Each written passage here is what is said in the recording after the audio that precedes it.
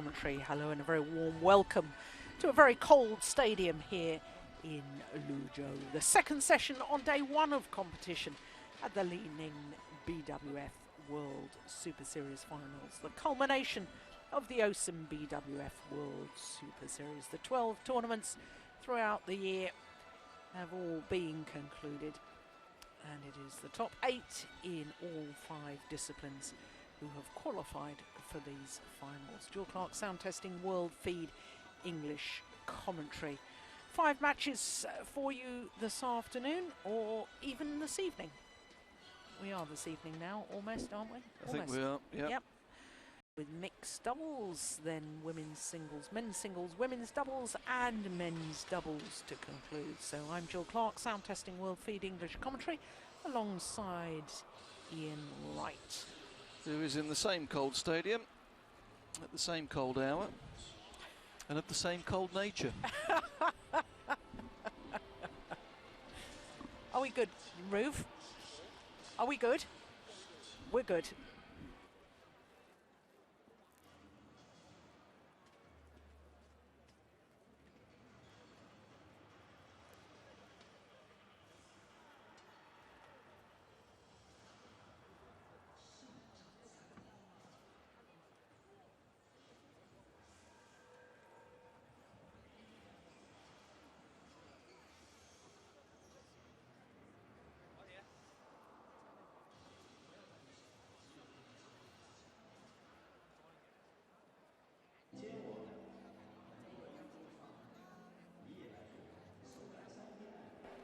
Understood.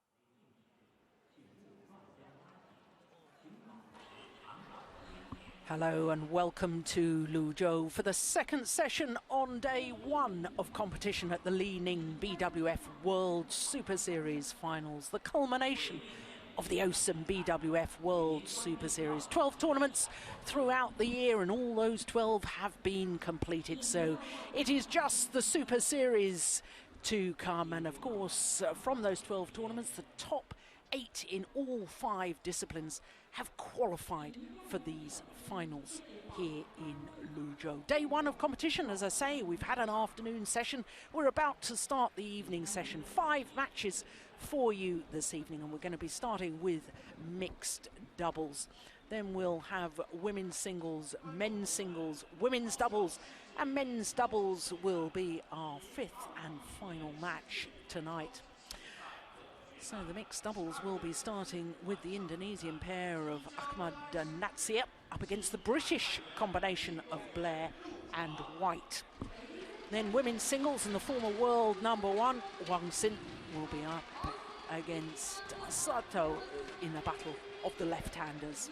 Then the world #1 and the 3-time defending champion Lee Chong Wei of Malaysia up against another left-hander, Sho Sasaki. Then women's doubles and Tiang Ching and Zhao Yunlei, the Asian Games gold medalists, up against the Danish combination of Peter Sorute. The men's doubles will be the last winners, Zhong and Lee, up against the 2008 winners, Ku and Tan from Malaysia. So a great lineup for you this evening on day one of competition. Now, just to remind you, of course, that with these top 8 pairs or players from each discipline divided into 2 groups, every pair or player 2 after the round robin competition will progress through to the semi-final stage, with the top of Group A playing the runner-up of Group B. And the winner of Group B, of course, playing the runner-up of Group A.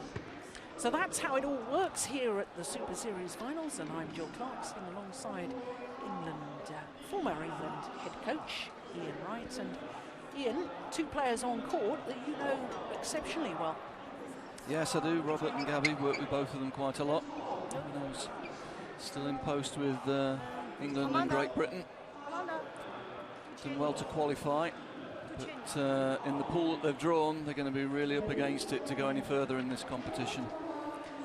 Yes, it's all tough. We were talking earlier today, Ian and I, about there are no easy matches here at Super Series Finals. Absolutely top of world badminton. So for the Indonesians, Tantowi Ahmad and Liliana Natsia, well, they've qualified for these Super Series Finals at number 5 on the Super Series list, having played 10 tournaments. For the British combination, they've qualified at 7, having played 11 of the 12. The only tournament that they missed was the India Super Series event, and of course India for the first time coming into the Super Series. Super Series starting back in 2007, but the first year no Super Series Finals. So whilst we're just concluding the 5th year of Super Series, this is only the 4th Super Series Finals. There's Gabby White, 21 years of age, and I can tell you that just a little hiccup there with our graphics, because they are ranked 22 in the world, only formed their partnership last year, only 2 tournaments together in 2010, but this their first full year on tour. And looking at their Super Series, well, 1 semi-final, that was the Malaysian Super Series event, the first of 2011, and they came through to the semi-final having started in the qualifying. So absolutely remarkable start to this year's Super Series. A quarter-final, 4 last 16s and actually 5 last 32s as well. So to Tantowi Ahmad, 24 years of age, from southwest of Central Java. Now,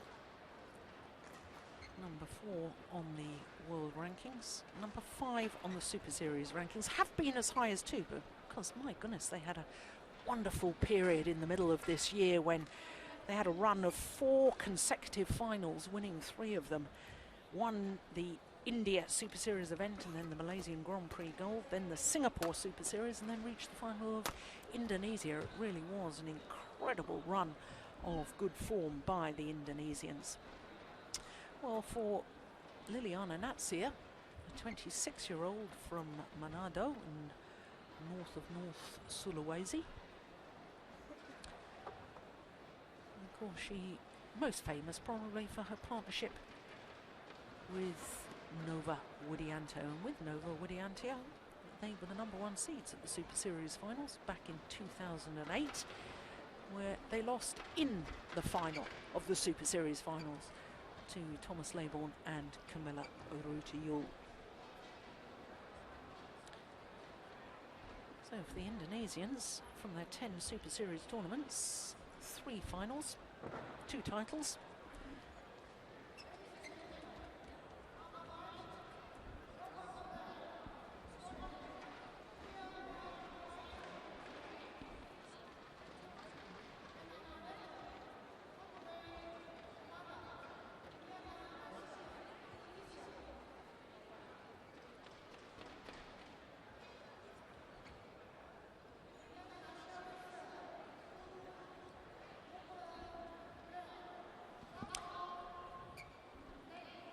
So the first meeting between these two pairs, Tantowi Ahmad and Liliana Natsir, up against the British combination of Robert Blair from Scotland and Gabby White from England. And of course the first thing I've got to ask you, Ian, is probably the 3rd best known British pair, because of course English combination of Nathan Robertson and Jenny Warwick, and then of course the British combination that reached the final of the World Championships earlier this year, Chris Adcock and Imogen Bankia. But it's consistency throughout the 12 Super Series that helps you qualify for these Super Series finals, and I think that Robert Blair and Gabby White have been pretty consistent. Yes, they've had some good results this year, and they've been slowly working their way up the world rankings, and the points here will obviously help them move a little higher. But they're a good pair, I would say. At the moment there's very little to choose between the 3 British pairs. Just some of them have been established a bit longer, and obviously Chris Adcock and Imogen Bankia getting that final at the Worlds move them swiftly up the rankings, but not that much to choose between the 3 of them. No. And that's a good, healthy sign. We were talking about it earlier today, weren't we, about success breeds success, and the Chinese players and how they practice against each other, and they've got world-class opposition to practice with on a daily basis.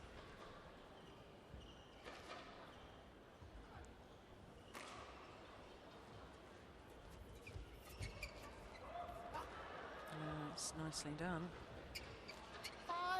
Of course, it was that British combination of Adcock and Bankia that beat this Indonesian pair in the semi-final of the World Championships in Wembley, when, of course, the Indonesians were the #2 seeds.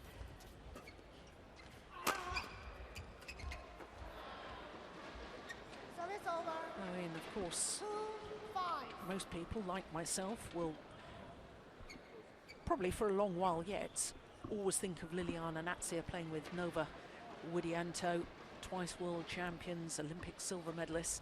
Now, obviously, with this younger partner, Tantowi Ahmad, how does he compare in style and potential to Nova Widianto? That's a good question. I think the problem with Nova was they felt maybe he was going to struggle to get all the way through to the 2012 Olympics, so they switched things around last year. Tantowi, not a very experienced mixed player. Brings good physicality to the game, got good court coverage, but sometimes his shot selection's a little bit wild, shall we say. Gets a little bit carried away. Naive. Yeah, naive, that's a good word.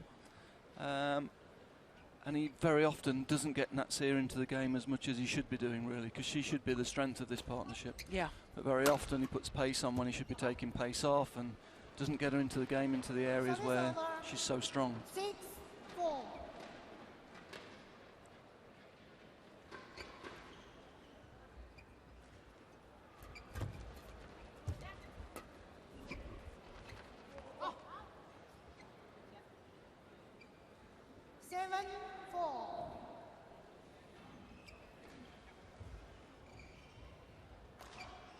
Robert Blair himself has been in a World Championship final. That was when you were the boss and he was playing for England. Yep. Madrid in 2006, men's doubles final with Anthony Clark. Well, I have to say, he had some big results for England. Won what was certainly one of the most decisive points in England's medal-winning performance in Sudirman Cup as well, when he beat Kuan Tan from Malaysia. England beat Malaysia 3-2 in that match, and at the time Kuan Tan were #1 in the world. 9-4.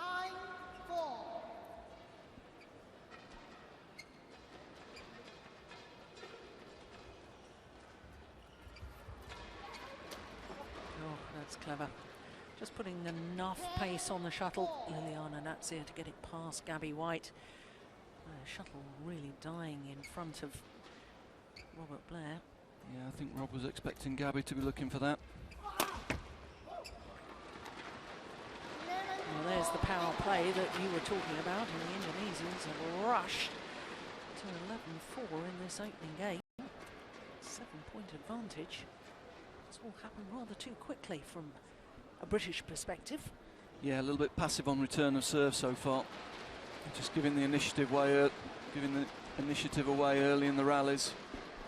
That's what you can't do against this Indonesian pair. Natsir very sharp around the front of the court, and Tantawi, if you give him time, provides a lot of power from the rear court. The British pair really need to get positive on return of serve, try and create their own attacking opportunities. What about the fact that the British pair have not got a coach with them? Obviously Robert was taking the commander's role there and talking to Gabby, saying what he wanted her to do on court, what tactically they should be trying. Yeah, I think that's a little bit disappointing. There's no British coach with them, to be honest. They've done well to qualify. It's an opportunity to win a lot of points, and they're the only British players qualified. You would expect a coach to be here with them, really. Yeah.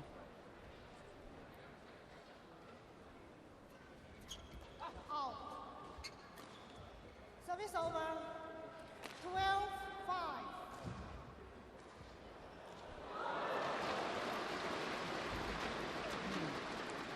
Well, maybe everybody's a little bit nervous at the start of this. 6-12.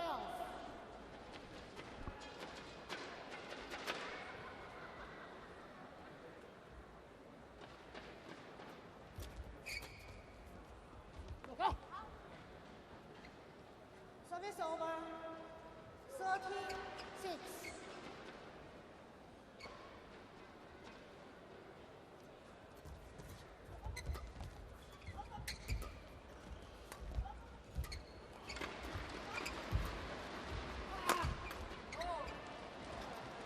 And again, a little bit too easy for the Indonesians to take the attack. It's all coming down to those first 3 or 4 shots. The British pair really need to start getting a bit more positive in those situations. Yeah, same again, too easy for Natsir to intercept on the forecourt. Just push return, not getting in and taking it early, which would give him the opportunity to get the shuttle going in a downwards direction.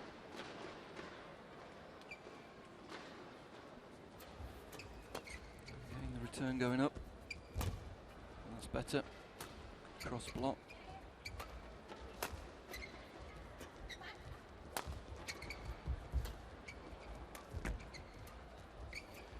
Too loose.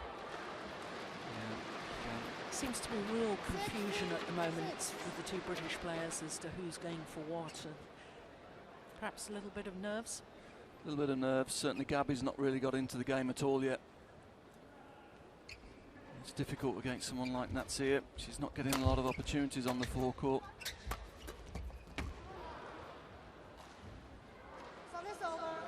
Really needs to get her legs moving, start hunting the shuttle down in that area, try and compete on the forecourt. If they're going to get into this game, she's got to be creating the chances for Rob and winning him a little bit more time on the shuttle.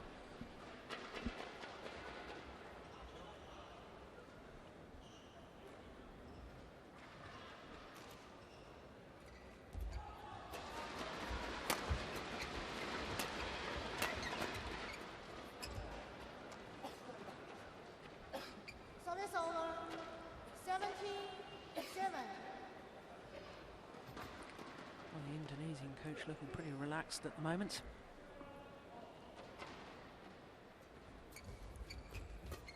And again, the return's just not good enough.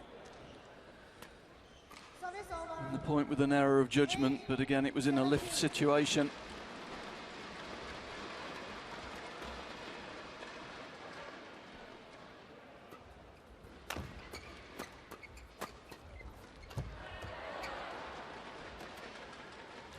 do Gabi a bit of good. 17. Couple of good defensive shots there, keeping them alive in the rally. Just needs to get her legs moving. That's a good return. Yeah, it's very clever. Yeah, it was good serve. 18, 9. And the difference is that Tantai was able to get the return in and get it below net height.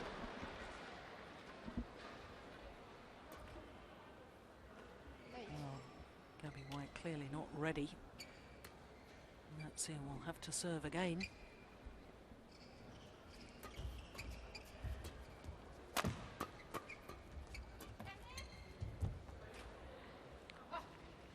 It's good though. Little hold and flick deep into court. And after just 9 minutes of play, only 2 points away from this opening game.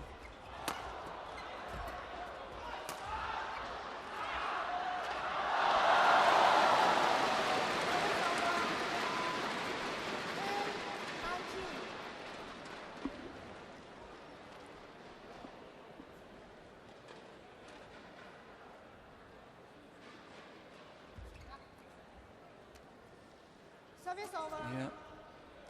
20. More signs that Gabi's not really settled into this match yet. No. 10 game points for the Indonesians.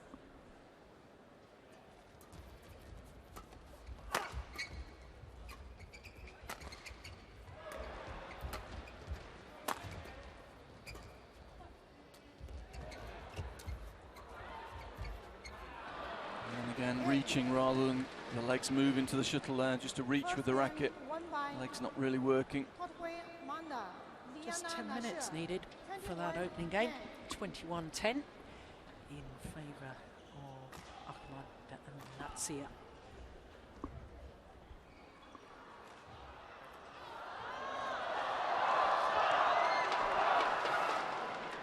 Very interesting. The Indonesian coach hardly speaking to his players, probably just saying, more of that, please.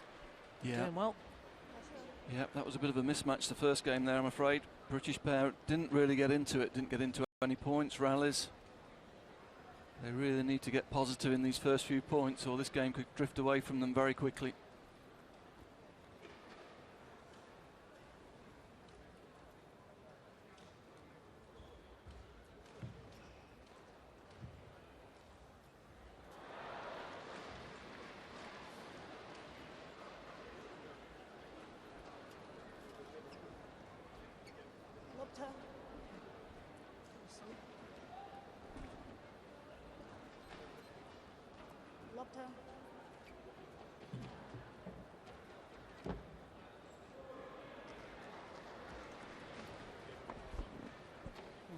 Shuttle for the start of the new game. Second game. Love all. Play. Now obviously you've got a different role nowadays, Ian, but if you'd been given the opportunity and I'd said, okay, whiz down there and have a quick word with them, what would you have said to the British pair? I think it's all about, again we saw it there on the first point, Rob, the return of serves going up. That's leaving Natsia a free roll on the front court. Got to get aggressive and break the pattern on serve and return. It's got to get more aggressive, step in, take some risks. Again, it's passive. And they end up on the defence again. Service over. 1, 2.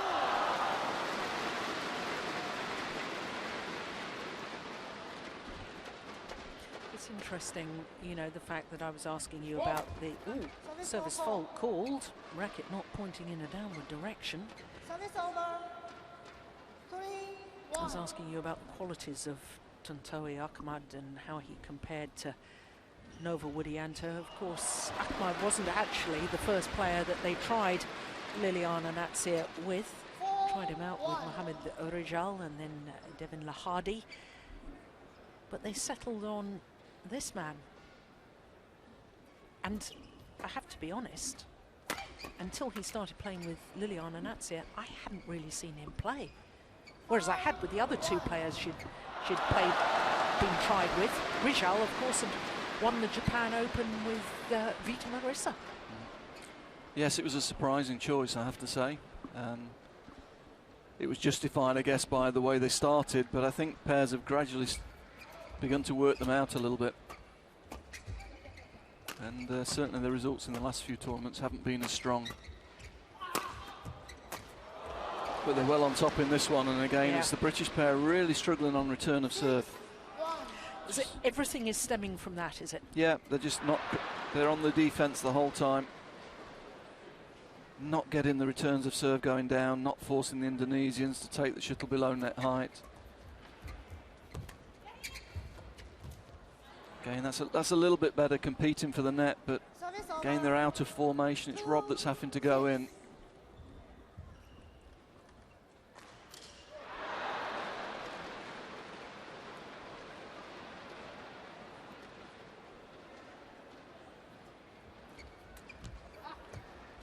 Another example, Gavin, really, that's an easy chance on the net. And the legs aren't working, there was no drive, it was a reach rather than a step. And that's just a lifted return of serve. Service over. 3-7. Where is this problem stemming from? Is it the fact that maybe their practice sessions haven't had the purpose and direction that maybe they would normally if you had a coach with you? That yeah, possibly. I mean, you know, they had a difficult journey getting here, but they're both experienced. They should be able to deal with it. That point might do Gabby a bit of good, getting in on one on the net, managing to finish it. But yeah, I mean, particularly when you're going on against this pair, you know that Natsir is very good on the forecourt. You know, if it's a good service, you want to be pushing through to Tantawi rather than letting Natsir intercept third shot. You know, you've got to go on with one or two tactics, clear tactics, and they seem to have gone on there without any sort of clear strategy. Oh, look at that return of serve, the trickery. Yeah, well, magic. They're in a confident position. Natsir going for a few shots. She is a very talented player. But coming back to the British pair, you know, again, it's a loose return to Natsir on the forecourt, and that means Rob's taking it very late in the midcourt. And I mean, they should have been able to draw confidence from the fact that their teammates, Adcock and Bankia, beat this Indonesian pair in the semi-final of the World Championships. And, you know, again, referring back to what we were talking about earlier in the day, you know, if you draw confidence from teammates and their results and them being your practice partners. Yeah, I mean, I don't want to put too much into it, but I mean, the fact there's no coach there with the notes and the videos from the previous games from these two, you know, the draw was only made yesterday, so they won't have come with any videos, you know, of analysis of serve and return situations and that sort of thing with them, but they should have enough experience to be able to work this one out to some degree. Absolutely. But lack of coaching doesn't help in this situation.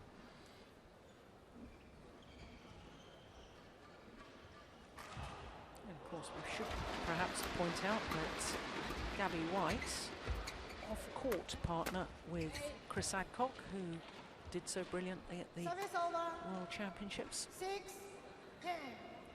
So, with email and Skype and so on, we should have been able to get hold of some tactics and get a game plan together. Oh, that's too loose. They've done well, but it's one of the few occasions where I've seen Rob's had the opportunity to smash. Yeah. When he did, we saw his strength there, hit with a good angle off defence, forced the weak reply, but they're just not creating enough opportunities.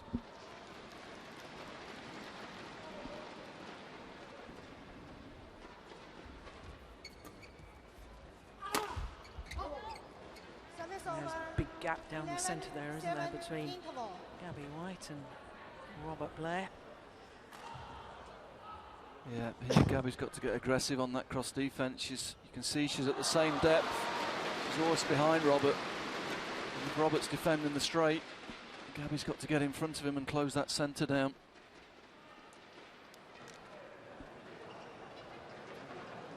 Semi-finals this year for this pair. It's pretty impressive, winning 5 of them.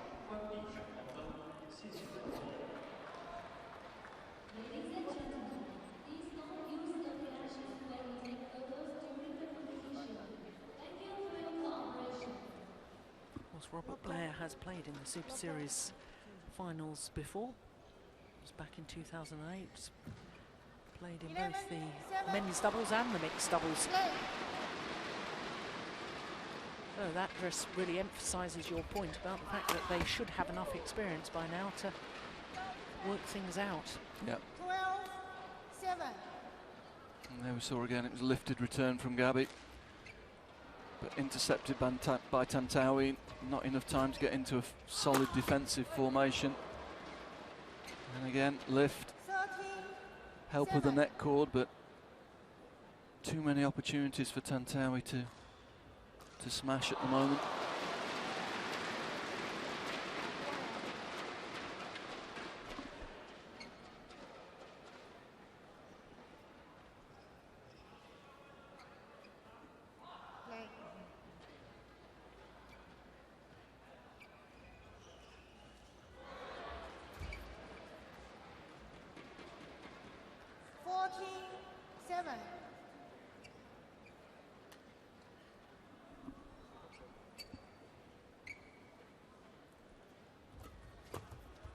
Sometimes it's really difficult, isn't it, Jill? I mean, you've been there.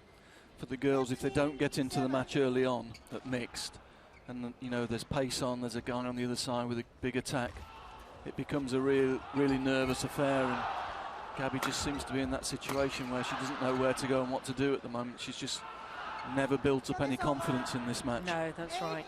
You know, and she needs pressure coming on from Rob. She needed Rob to be more aggressive on return of serve to help get her into the game in some easier situations, but she's always been under pressure in this game so far. Of course, my solution when I was playing mixed doubles was to dash to the back of the court. Not the right thing to do. Service over. 9-16.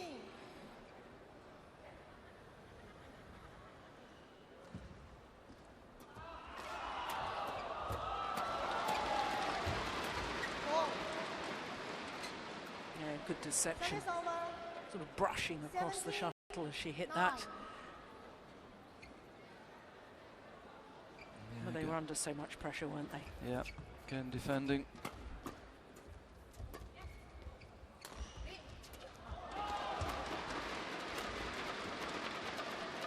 Ambitious. Service over. 10-17.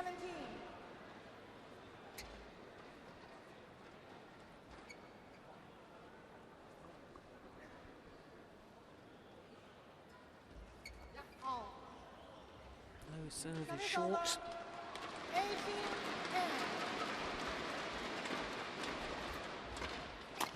Again forced into the lift return. Service over. 11-18.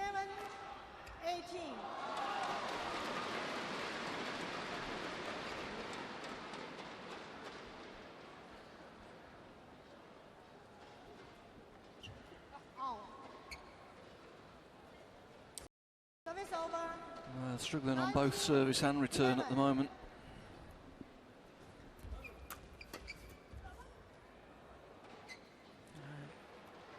Beautiful.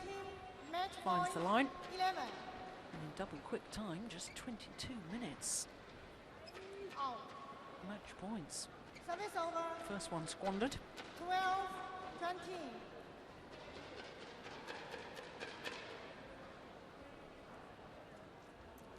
There we go. Well, it's a couple of times in that. She's done that in this match. 21-10, 21-12 in just 23 minutes. And I know we're only on day one of competition, but I suspect that might be the tournament come the end of the week, and that's disappointing from the British perspective. Yeah, never got a foothold in that match. Really settle. Didn't get any rhythm on service or return. So once again, confirmation of the score. 21-10, 21-12. Tantoli Ahmad and Liliana Natsir, their victory over Robert Blair and Gabi White.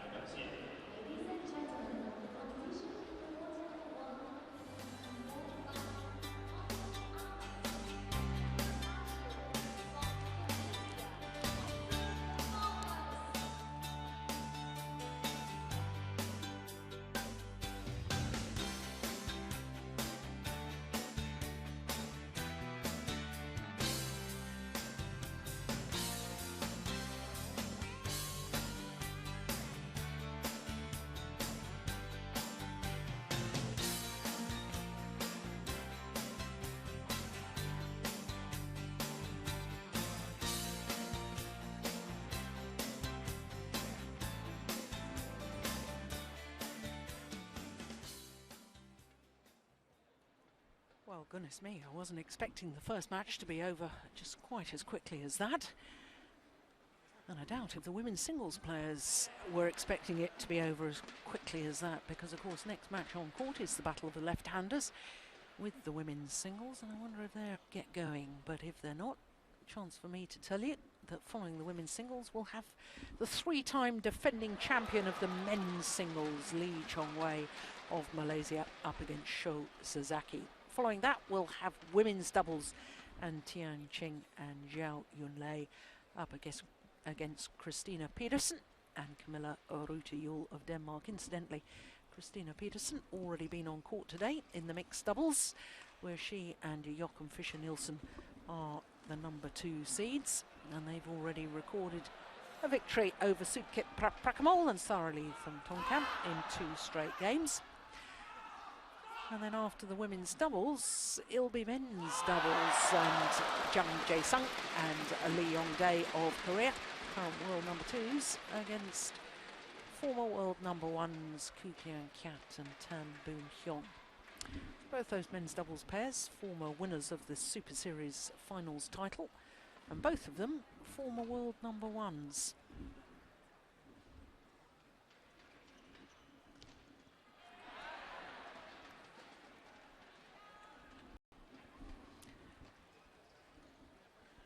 Just 2 courts in action here, the Super Series Finals, in the Li-Ning Stadium here in Liuzhou.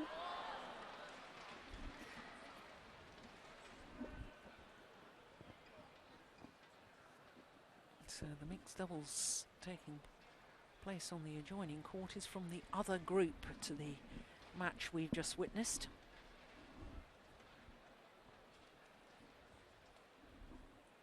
And Ian, just as we wait for the women's singles players to come onto court, I guess it's going to be difficult for the British pair after such a disappointing performance there to lift themselves up. I think they're first on tomorrow.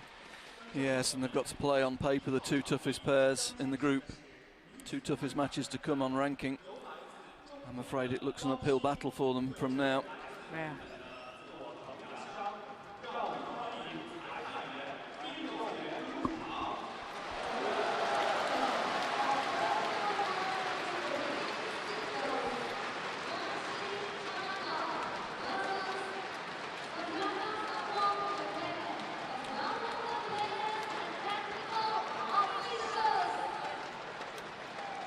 The crowd here come alive with the sound of the Chinese player being announced onto court. Guangxi, there she is, the 26-year-old from Liu-Ning province. Former world number 1, of course, Guangxi, up against this Japanese youngster, Sayaka Sato, 20 years of age.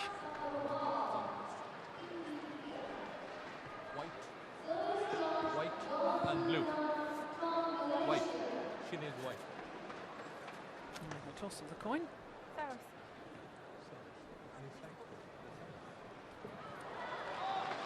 Now heavy strapping on the thigh of Guangxi.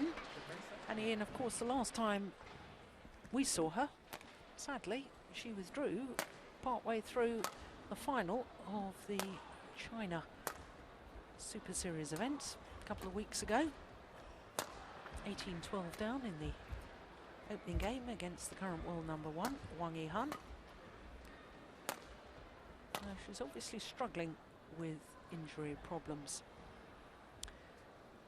But number 2 on the Super Series ranking list, although only number 3 on the world ranking, and that, of course, is why she has qualified for the Super Series Finals rather than teammate Wang Shexian. Twice a World Championship medalist, silver medal last year in Paris, and a bronze medalist this year. Silver also at the Asian Games when she was the number 1 seed. But 6 finals this year for Guangxi. And you compare it to Sato of Japan, 2 finals for her. won in New Zealand, beaten finalist at the US Grand Prix, but 24 tournaments this year for Sato. And I guess that just emphasises the point that you were making earlier on today, that with some of the younger players it's absolutely necessary to get them out and playing a lot of tournaments so they get hardened and used to this world-class opposition, whereas some of the Chinese players, they get that at the training centre in Beijing, so there isn't the necessity to play so many tournaments. Now our court officials for this women's singles encounter.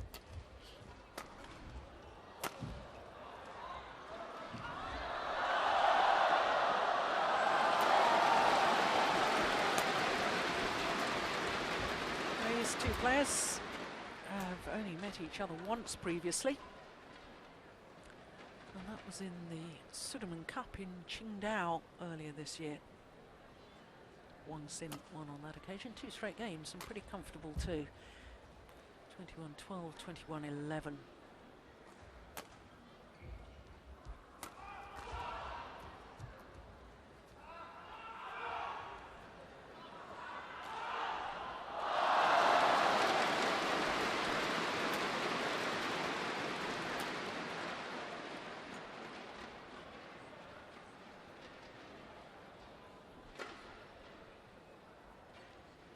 So the young left-hander from Japan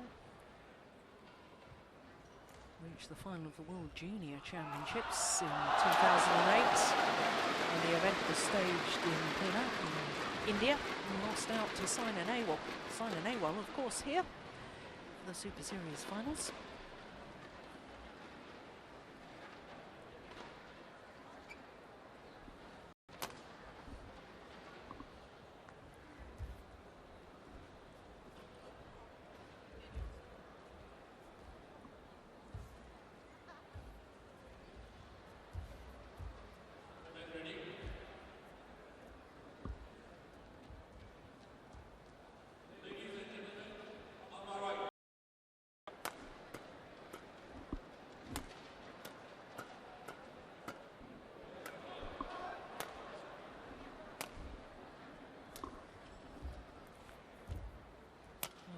Been absolutely superb, really, for 4 years now, I think, Ian, Lee Chong-wei, since he first became world #1 on the 21st of August 2008, and he's remained at world #1 since that date. But Sho Sasaki, I said he's a dangerous man. Of course, he's had 3 victories over Chen Jin, while Chen Jin was world champion. So he is dangerous, but perhaps his most famous victory earlier this year was in the second round of the Indonesian Open, when he beat Lin Dan in 2 straight games. So Lee Chong-wei will not be taking this lightly.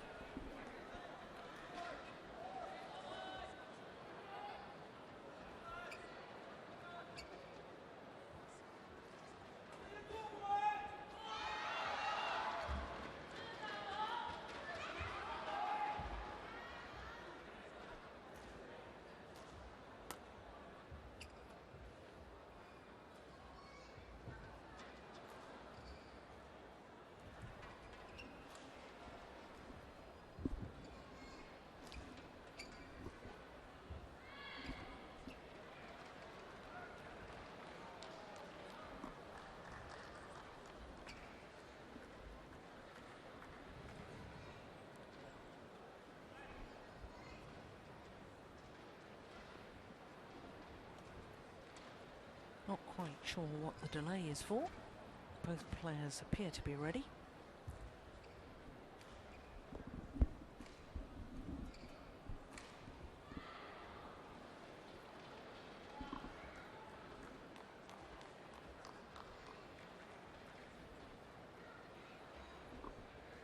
Ladies and gentlemen, on my right, Sho Sasaki, Japan. On my left, Lee Chong-wei, Malaysia. Lee Chong-wei to serve. Level Play. Well, that signalled an intent. You're saying Sazaki's a dangerous player, but he's got a tactical problem in this game because he tends to like to play counter-attack. And Chong Wei can play either way. He can play an attacking game, he can play a quick change of direction game, or he can play a straightforward attacking game. And he'll know very well that Sasaki likes to feed off the attack, so I don't think he'll be giving many counter-attacking opportunities away. And I've seen them play before, and normally Chong Wei can negate that style of play. Yeah, well, they've actually played 4 times previously, and Li Chong Wei has won all 4 of them. In fact, the last time they played against each other, I think we commentated on it, the quarter-final of the China Open a couple of weeks ago. Yeah, and Chong Wei had all the answers there. He was very patient, didn't force the play like there. Maybe could have gone for the winner 2 shots earlier, but didn't. 4-1. Tae Soo-bok, Li Chong Wei's coach.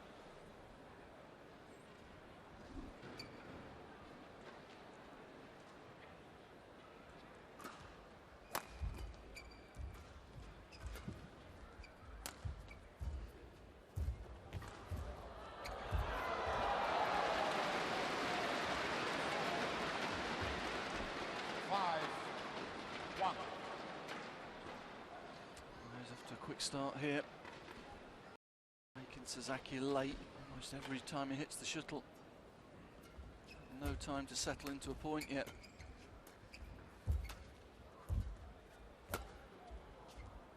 It's a good lift.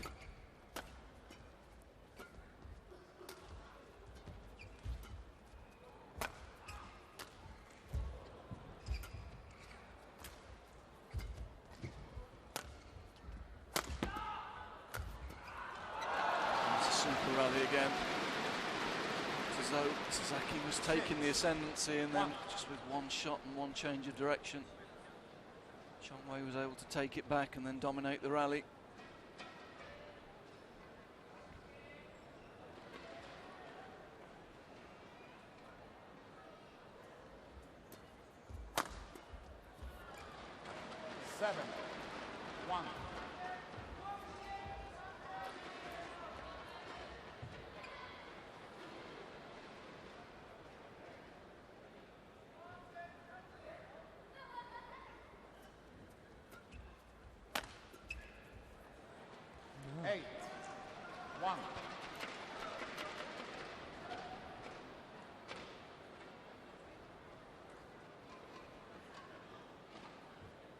Ideal start for the Malaysian.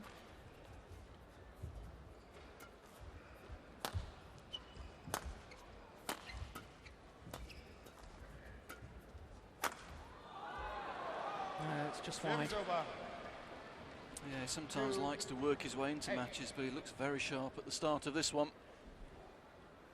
Do you think the round-robin format makes him focus right from the first shuttle struck, in the fact that they've got to play 3 matches before you even get to the semi-final? And with this sort of format, as we were saying earlier, mistakenly, as the first 2 matches of this evening's session are anything to go by, but normally in these situations there are no easy matches. Perhaps in the first round of a Super Series event he would be expected to almost cruise through a first round, whereas here with the top 8 it's much tougher.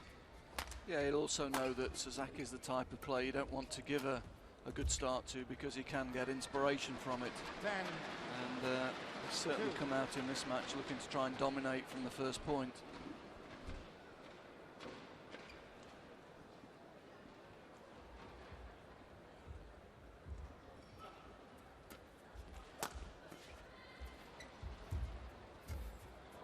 That's too good. Too good, too quick.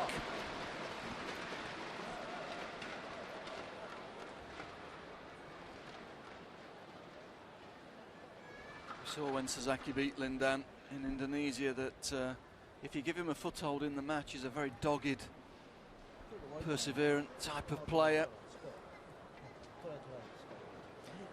you sort of think that Cho Sasaki followed up that win in the second round of Indonesia by the very next round, the quarterfinal, beating Chen Jin. I mean, that was a terrific back-to-back results, wasn't it? Yep. Court 1, 20 seconds. But as I say, Court traditionally he 1, has 20 problems with seconds. Chong Wei because Chong Wei is just a little bit more patient. He can play out the rallies, but if you make a mistake with length, he can change the tempo so quickly. 11-2. Play.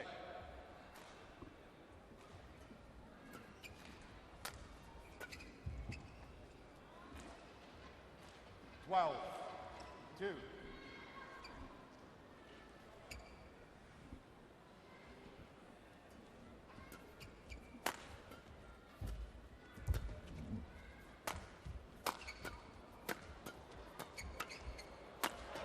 Oh, my goodness me.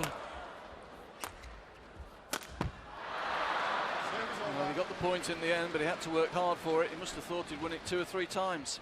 Yeah, well, I certainly did. 12.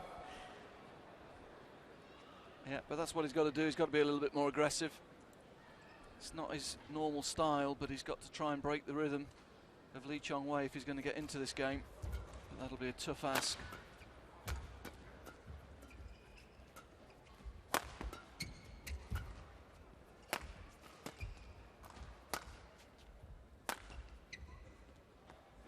That's good though, good control of the 4, drift.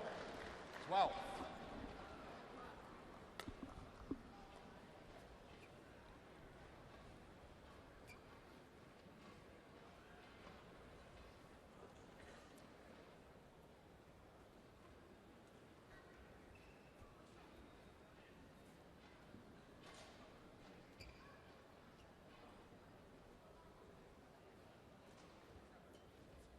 Out. Service over. Serve is short. 13-4. Again,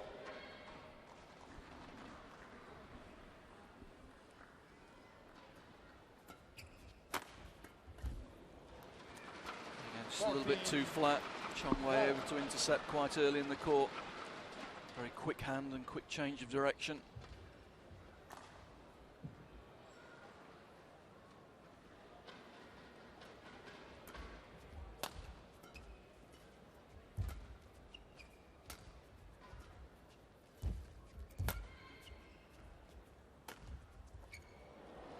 Correction out.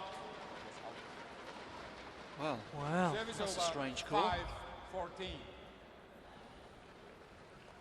I don't think Sasaki was Oof. complaining. Very strange call. Well, Klaus Schlieben from Austria. The umpire making the overrule. and the rule says it has to be a clear error. Not sure about that one. I concur.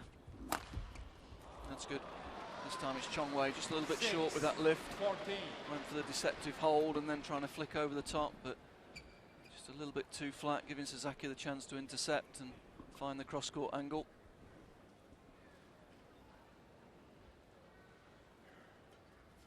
Out. That's another low Service serve over. that's short. 15. Two running 6. from Sasaki.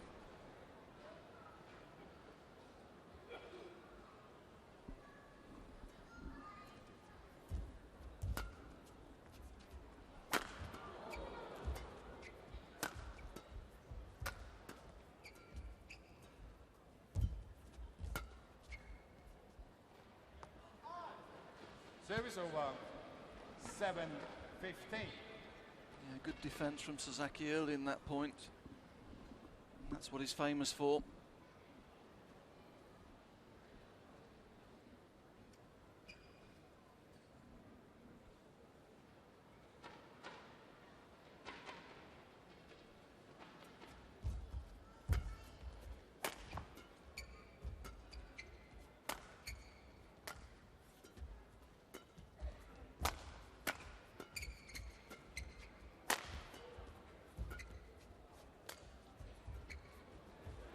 Service over. Yeah, super change of place from Chong Wei.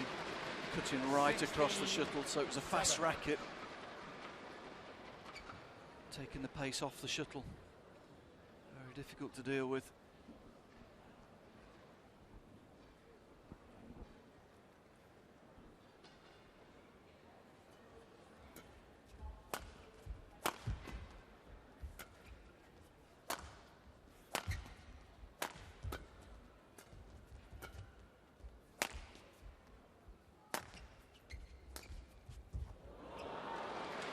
magnificent. Making sure Sasaki move the full diagonal of the court.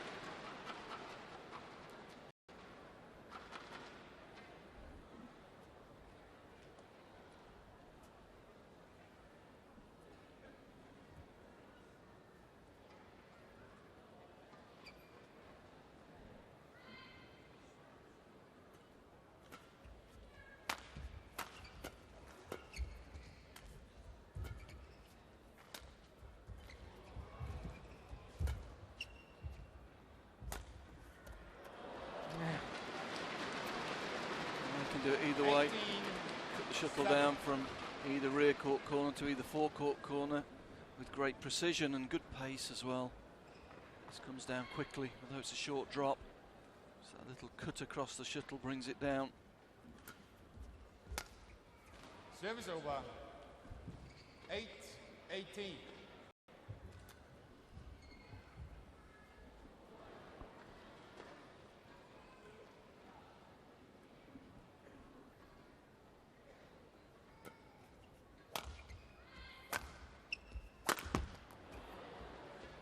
Nine, 18.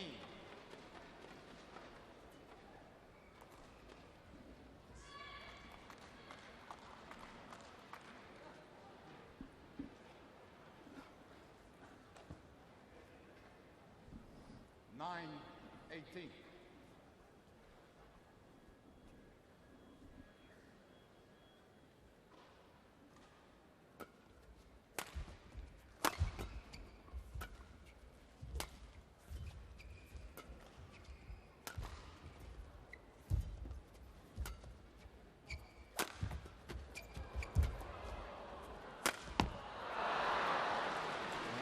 Unusual, but he was a little bit off balance hitting that. Chong Wei, so good on those types of shots. Great body control, good core stability. But that time he was just a little bit off balance.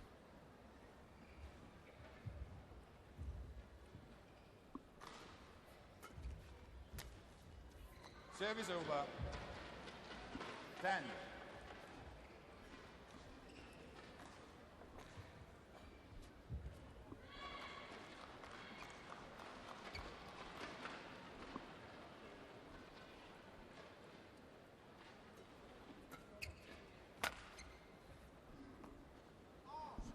Service over.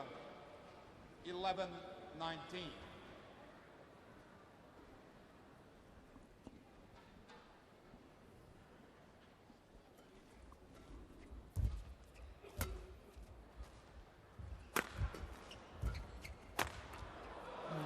Service over. I mean, one moment you think Lee Chong Wei is under pressure.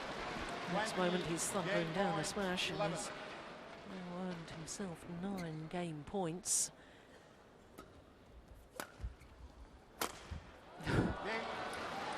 Brilliant. Well, makes it look so easy, doesn't he, at times? 21-11. 21-11. 13 minutes of play. Poetry in motion.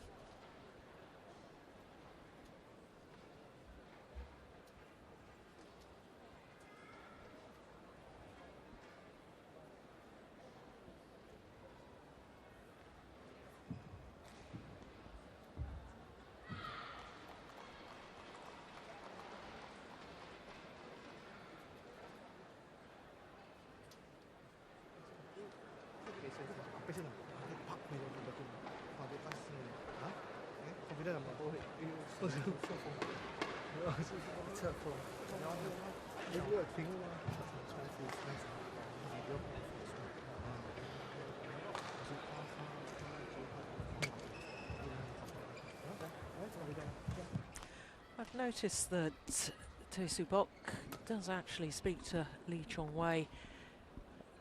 I don't know whether he's giving instructions or encouragement, but he seems to spend a little longer with Lee Chong Wei in the interval in between first and second game than Misbah Sadek, his previous coach, did, who used to say literally sort of half a sentence and then go and sit down again. Yeah, different characters, I think. Yep. The other thing is what you do get with this combination is Chong Wei enters into the discussion.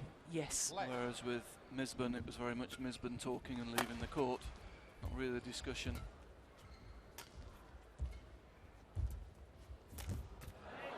It's a chance actually. And above all, Sasaki needs to get into this second game early. Needs to stay with Chong Wei, try and create some pressure.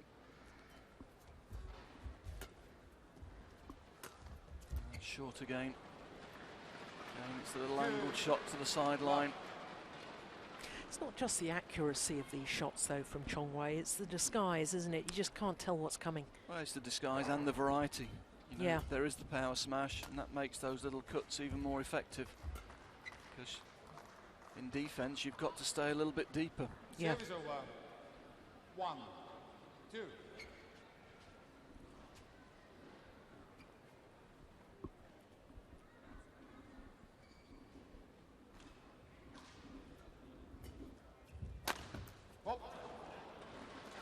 That's good. That's what he needs to do early in this game. Stick with Chong Wei. Go for a little bit more than he would normally like to. He's got to take 1 or 2 risks.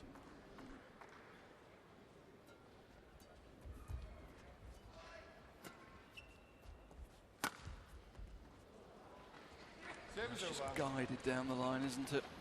Yeah, and I thought that was a correct call. There's a long look from Sho Sasaki towards the umpire there, as if to say, you're going to overrule it. I thought it was a correct call. Yeah, yeah. In a good position for that one. Seemed to just slide down the line, didn't it? 4, 2.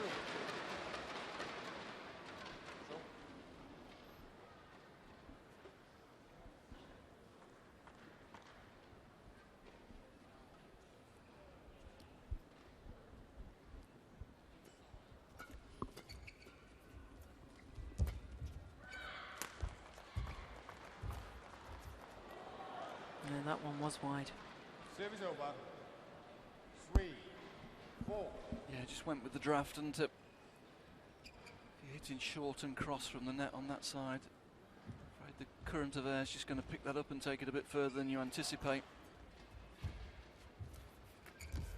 Oh. Well, Sasaki read it and he still couldn't kill it. It was too tight. 5, 3. He was there. Just wasn't enough room above the net for him to get the shuttle going down.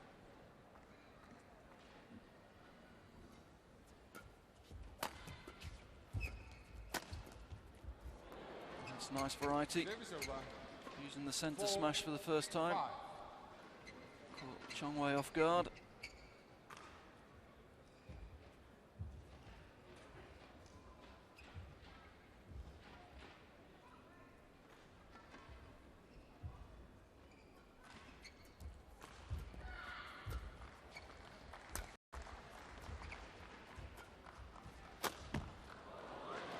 Superb. Service over. So quick to get behind the shuttle, and that gives him options. 4. And that fixes your opponent as well in the defensive position. See a good shot of how quickly he gets behind the shuttle. And then great control with the hand at the end.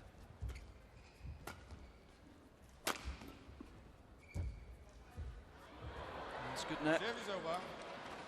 Yeah, but it has to be 5, perfect like that. 6. Net cord to really gain does. the advantage. Sets it up well with the smash though, forces Chong Wei off the net. That creates the space. Found good precision. Took it early, that was the key. Made his own look.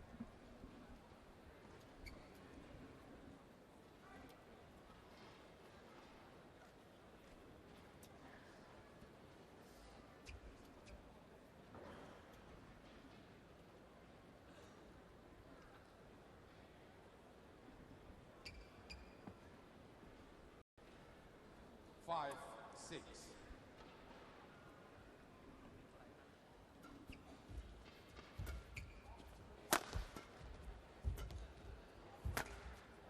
Service Clever over. change of tactic there from 7, Chong Wei. 5. The body smash. Set up the rally.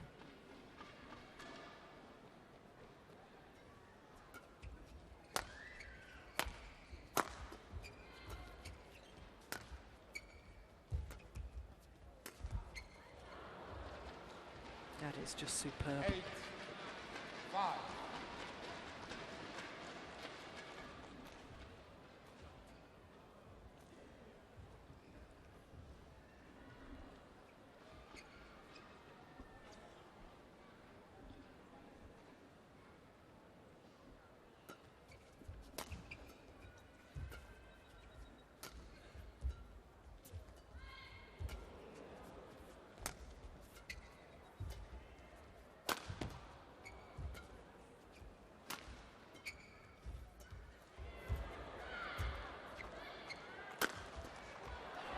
Yeah. Service over. Yeah, good persistence there from Sasaki. 6-8. Yeah, he weathered the storm in the early stages. You see the little deception, which way is he going, left or right?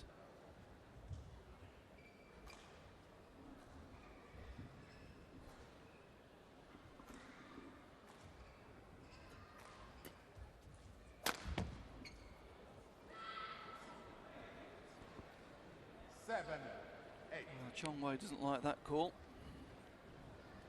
Not sure we're going to see it from this angle.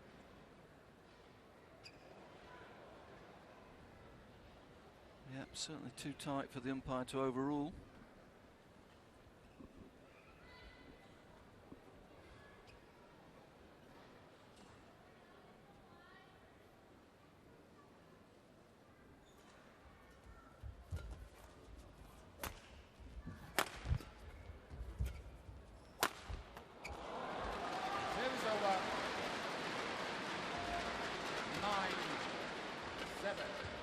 This time it is the smash. He's late in the rear court, picks up the defensive shot, and then he's so quick to turn defence into attack.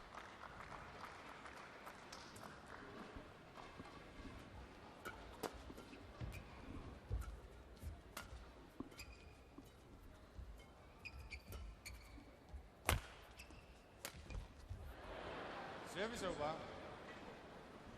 8-9.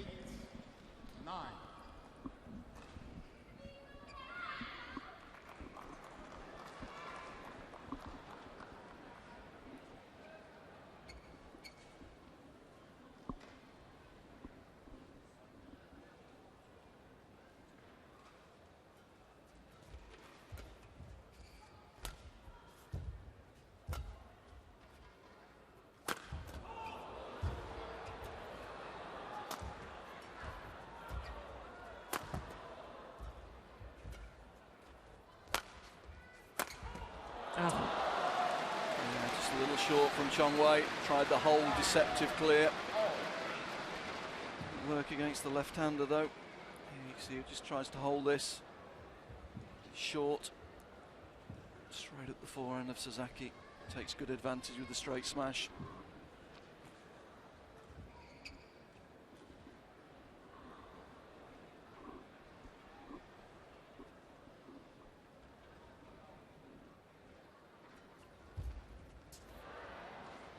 Well, Sasaki into the lead. A run of 3 straight points.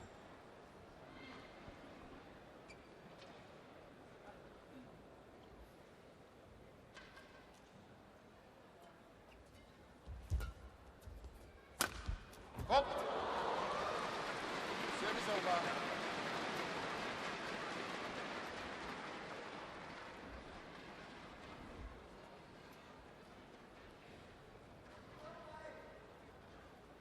In a way, and it's difficult to understand why it is absolutely level in this second game. You know, if I sort of think overall, it appears in my mind that Lee Chong-wei has been in command. I can think of a number of, I can visualise the winners that he's hit in this second game, but I can only think of 2 winners that Sasaki has hit, and yet here they are 10-all. Well, Sasaki's shown a lot more intent in this second game. He's been more aggressive in his choice of shot. He's mixed the smash up between the body smashes and the straight smashes. And above all, he's really stuck to his task. He needed to stay with Chong Wei early in that game, early in this second game to stay in it, and he's done exactly that. The break is right in this.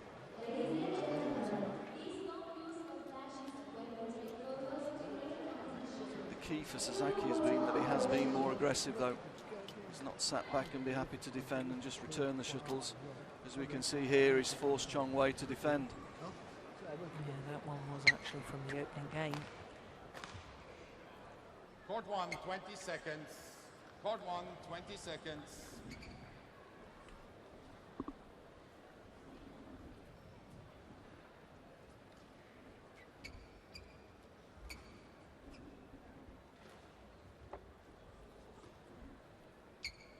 Eleven, 10. Play.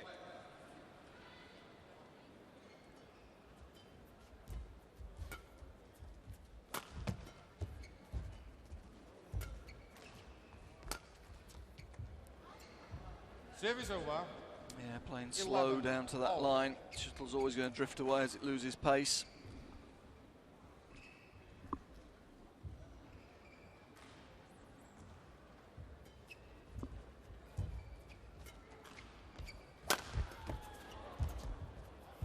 Yeah, good attack. That allows him, a steep smash allows him to get in and take the shuttle early at the net.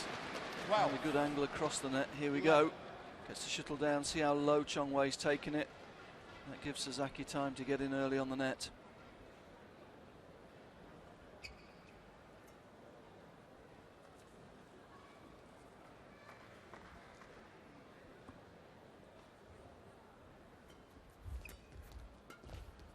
Oh, that's good. Good change of pace, used the smash in the last rally. 13, this time uses the drop. 11. Good variety. And I think that Li Chong Wei just lost his footing momentarily. Yeah, he's just given Sasaki one or two chances up that forehand wing, hasn't he, recently?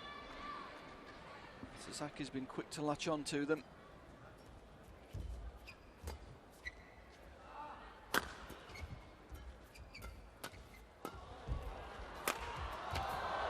Great defence. Oh my goodness. Oh, I don't believe it. How on earth did he get out of trouble there? That's what Sasaki's all about, though, isn't it? 11. Yeah. You give him a slight chance and he doesn't let go, and here Li Chong Wei's led him into this set, and now suddenly everything's coming back. Thrives on rallies like this, Sasaki.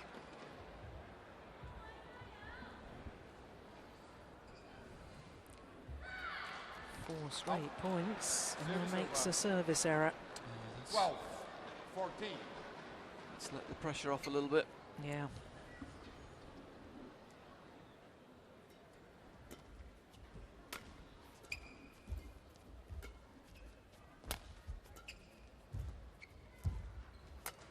Good net, short.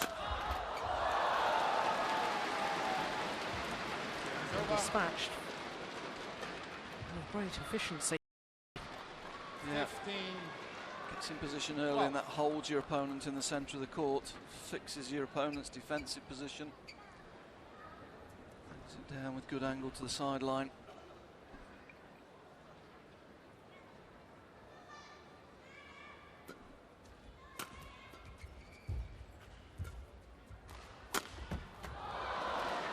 Service over. 13, 15. Unbelievable. Yeah, so quick to get behind the shuttle. And great accuracy with the smash. Needs it at the moment, though. Just needs to step up his pace again a little bit.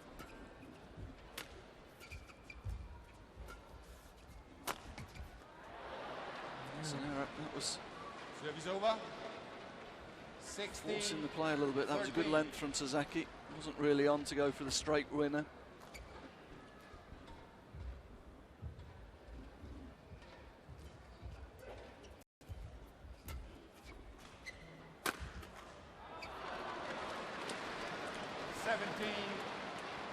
Good pressure. Yeah, and I've just thought the last couple of rallies or so, Li Chong Wei has looked a little bit nervous on that backhand defence.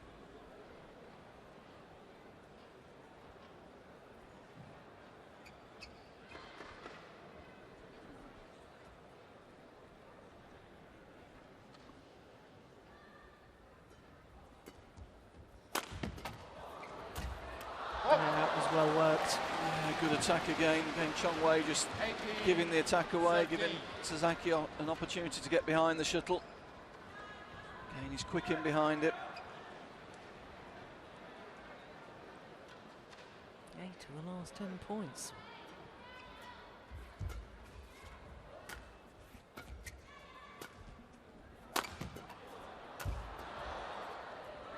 Yeah, he's hammering that backhand defence at the moment. It's all quite extraordinary, as I was trying to explain earlier. I mean, I think of all the winners that have come from Lee Chong-wei's racket, and here he is, really struggling in this second game. Service over. And he's gone quite passive, hasn't he?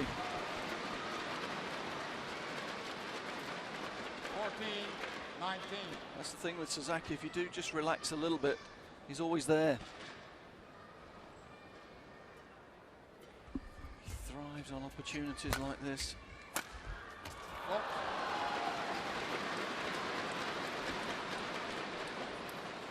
15-19.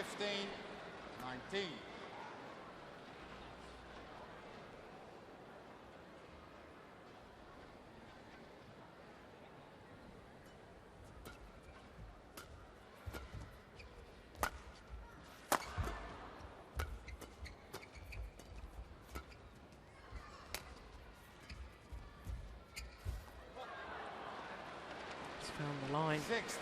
Yeah, just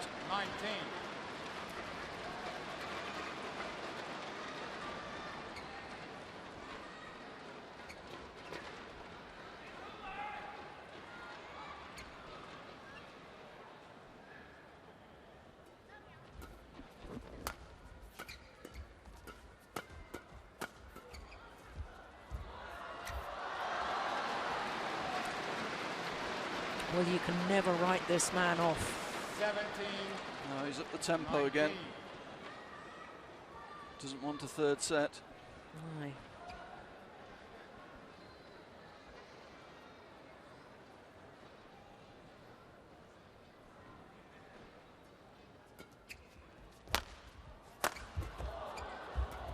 Great defence.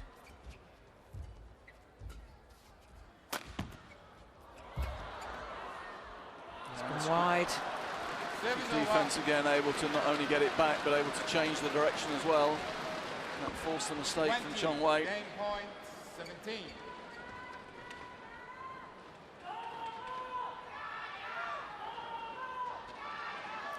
3 game points.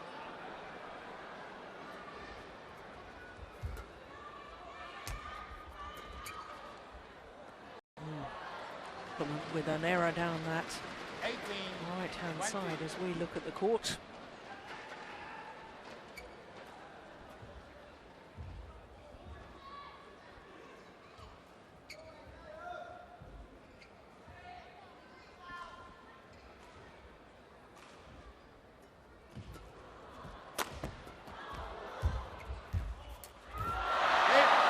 Well, second time of asking, and Sho Sasaki converts and takes the second game. By Sho Sasaki, 21-18. 21-18. 34 minutes of play, the clock just ticking over. 34 minutes. Yep, and coach Keita Masuda absolutely delighted with that. So he should be. 1 game apiece.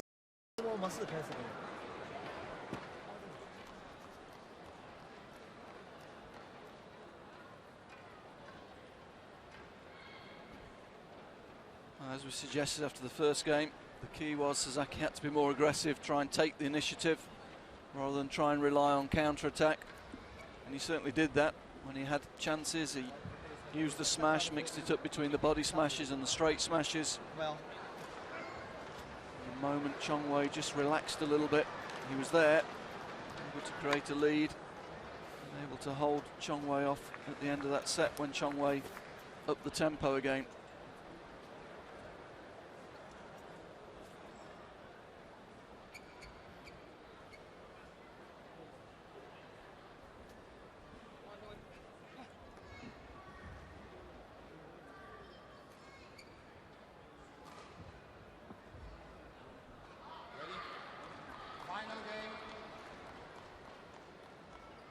level, play.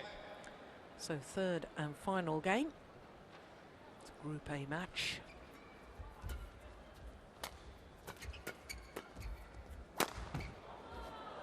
Service over. 1 love. I think we're going to see more urgency from Chong Wei at the start of this game. Try and retake control. Certainly had a period where he went a little bit passive there in that second game.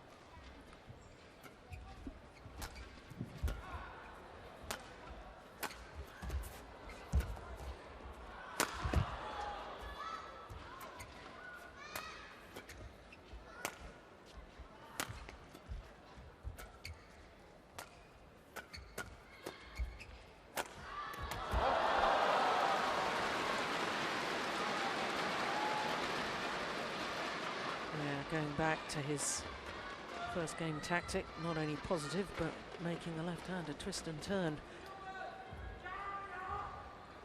Keeping him guessing more. Yeah, it's really early. The key is he prepares so early for those attacking overhead shots. And that just fixes your opponent. You don't know which way it's going. Gets up really early and rack it back early. And then it's very difficult to read the direction of the attack.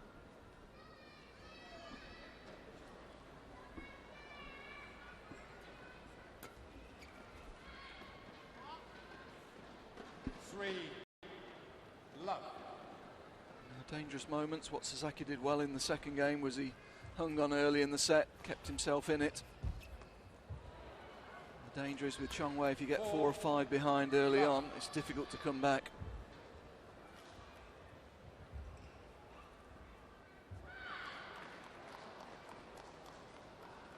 Because he just thrives on confidence and is a good front runner, or? I think he's a really good front runner, yeah.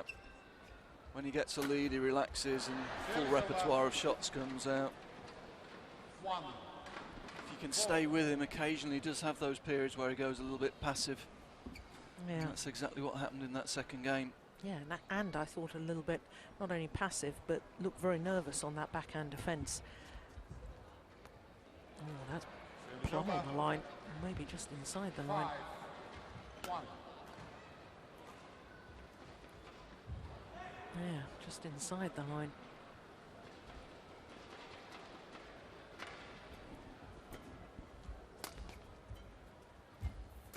Oh, it's quick. Saw that. I have to say it was a little bit telegraphed. 2-5. Maybe the shuttle maybe wasn't quite tight enough to the net to try that spinning net shot.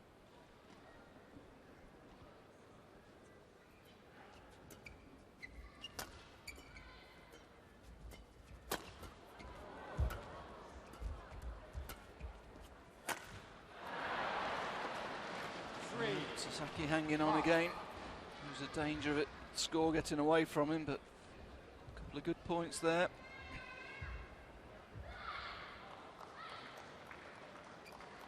Yeah, Chong Wei just taking it behind the shoulder. That causes the error. If you're jumping out and trying to intercept, you really need to take the shuttle in front of your body. And the shuttle got behind him. Really needed to just lay that off or flick to the rear court, but didn't, went for the winner and made the mistake.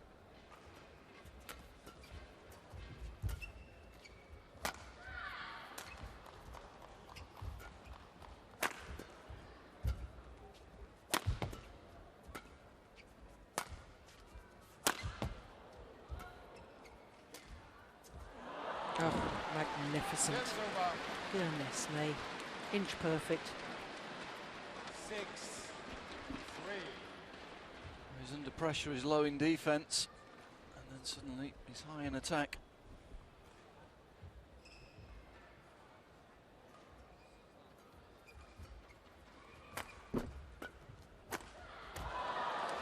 It's too flat from Sasaki.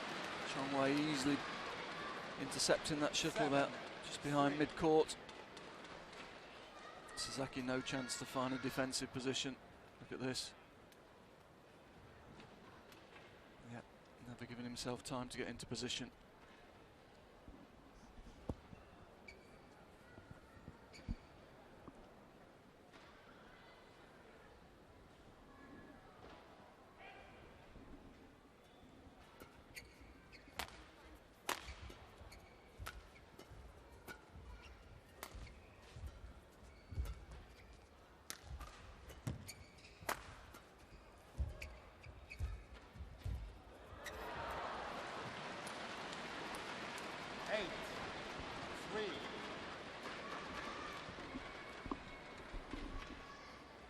crowd in here this evening on day one of competition.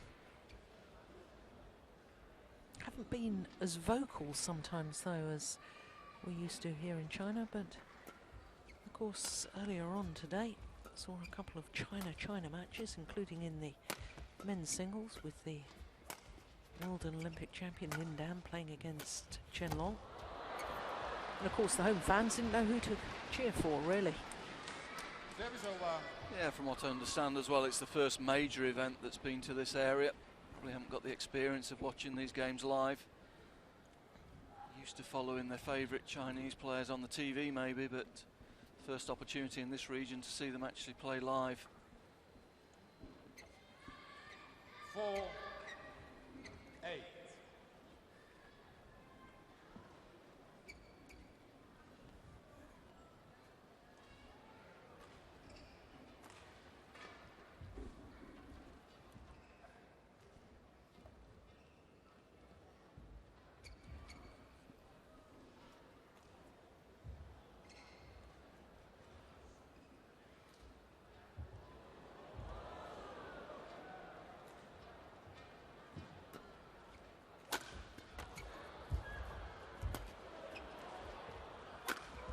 Oh, terrific.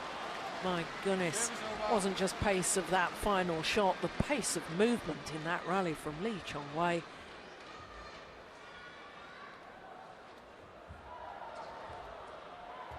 Absolutely superb.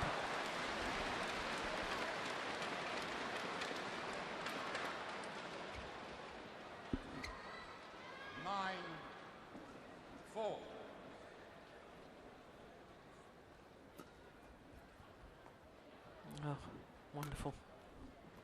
10-4. Another one landing just inside that back line.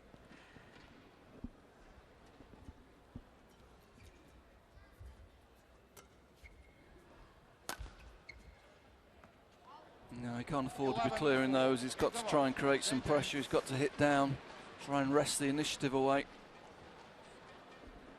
He won the net exchange, got the lift, and that was quite a passive shot selection.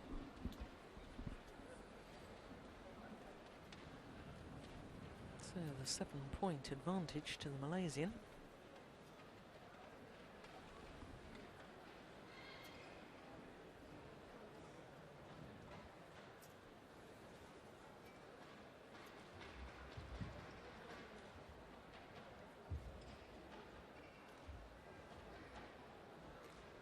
Court 1, 20 seconds. That really Court 1, 20 exemplifies the difference, seconds. doesn't it, between the two men?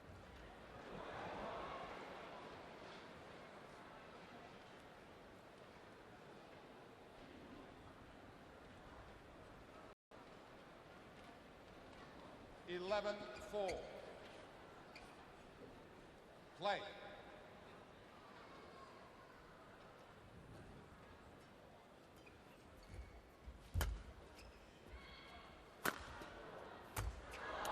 Super play. Wow. It's, as I said just now, it's pace of movement as well, isn't it? It's a superb attacking shot, not full power, but good placement, but it's the follow forward. Yeah, but normally when players hit hard, they tend to land off balance from the rear court, but Chongwei's always in such good balance. That allows him to get forward in the court very, very quickly. Always in control, and that's a nice reverse slice. 13. Fast racket from right to left. Your opponent follows the racket, but the shuttle goes the other way.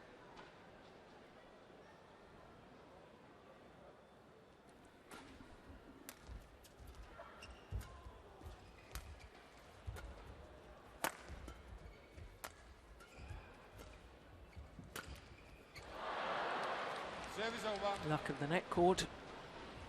He needed it. 5-13. Chongwei in a fine run at the moment.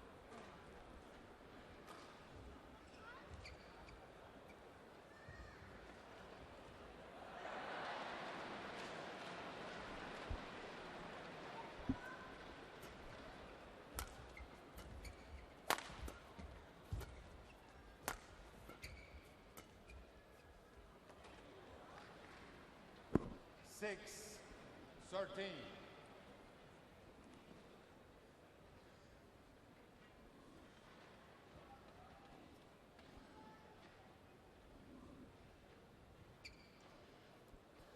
17 career titles for Sho Sasaki, but never a Super Series title.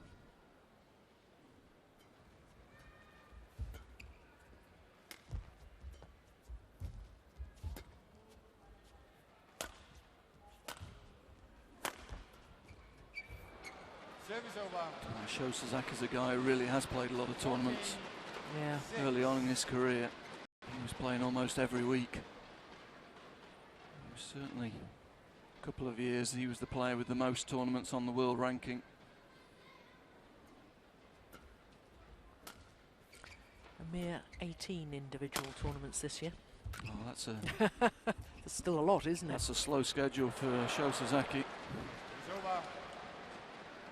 7-14.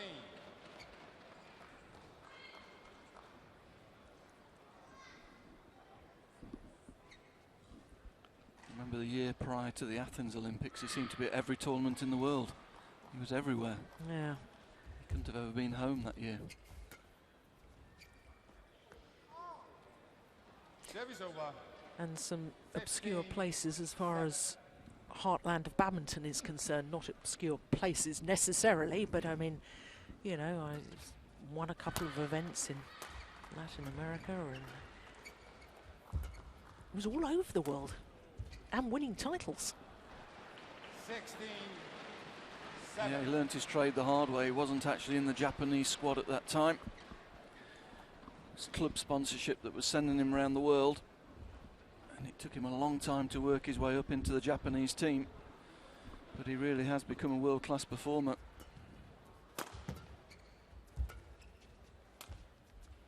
Service over. 8-16.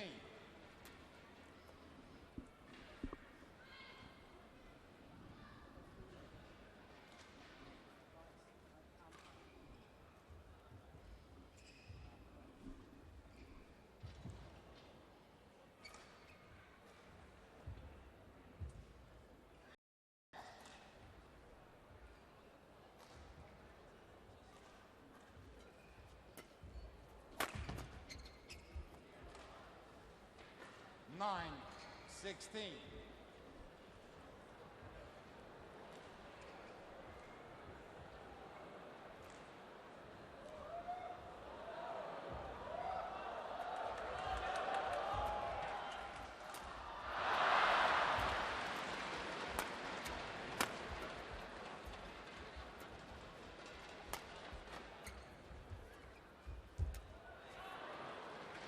Yeah, just too good with the net shot.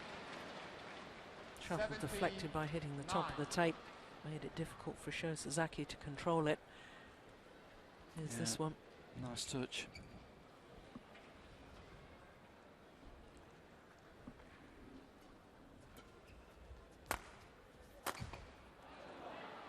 Yeah, he's running out of ideas now. Desperation.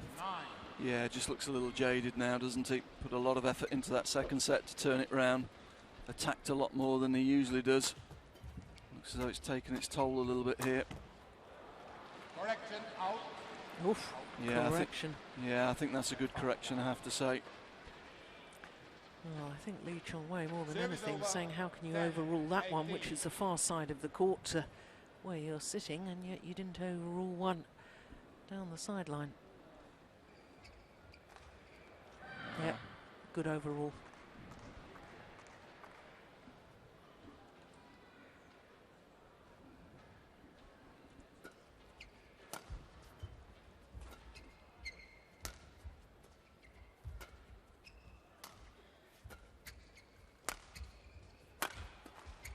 Good attack.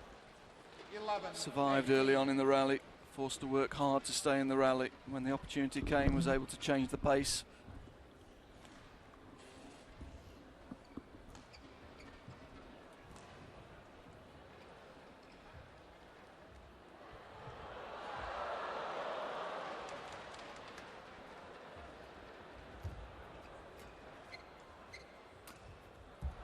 Oh, that's brilliant.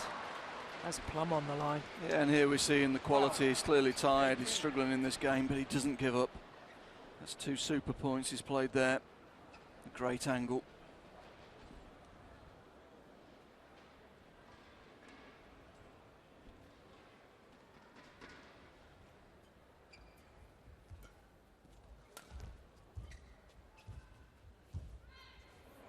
Service over.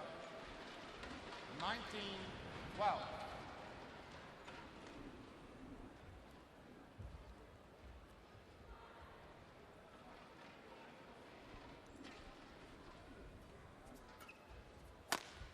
Yeah. Put away with ease, Match point. and he's 12. earned himself 8 match points.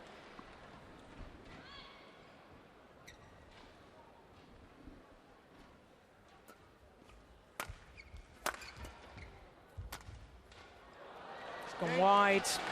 Well, Li Chongwei made to work very hard, sent the full distance, because Sho Sasaki showed all his fighting quality in that second game. But in the end, Li Chongwei 21-12 in the deciding game.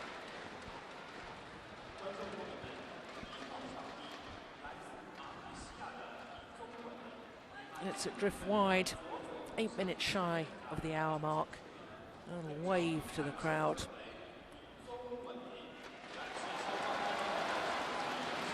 So confirmation of the score, 21-11, 18-21, 21-12 in the deciding game.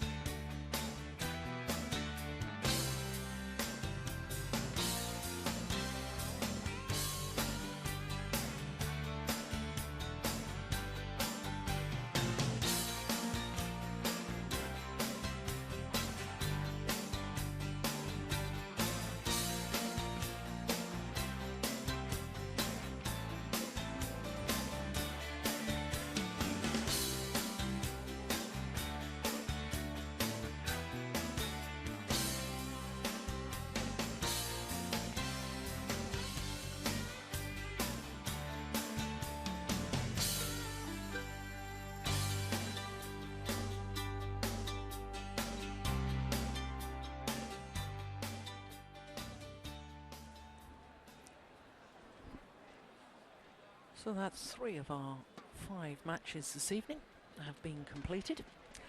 Women's doubles and then men's doubles to finish off tonight's session. Next on court, women's doubles, the world number 2 ranked pair, Tian Qing and Zhao Yunlei, who of course are the Asian Games gold medalists, up against the Danish combination of Christina Pedersen and Camilla Ruta-Yul.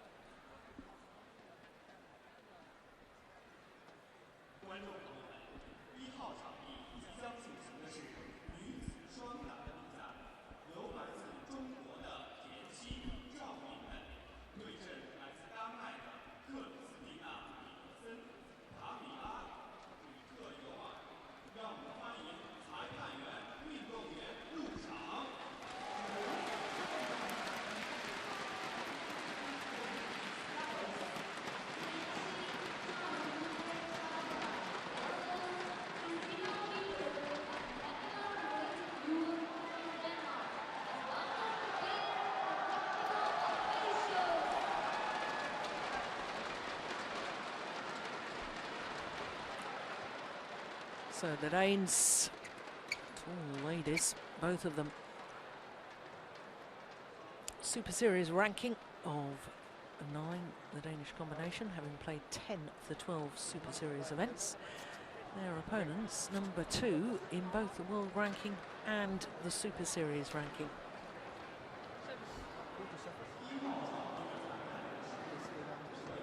So Christina Pedersen played mixed doubles in this afternoon session.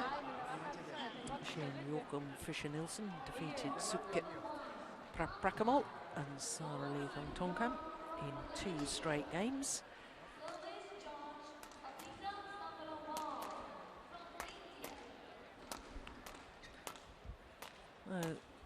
the tall left-hander, Camilla Rutiel. And Christina Peterson, well, Christina Peterson is not short, she's 178, but her partner is 183, that's just about 6 foot. Great height advantage for the Danes in this encounter. Tian Qing and Zhao Yunlei, both 25 years of age.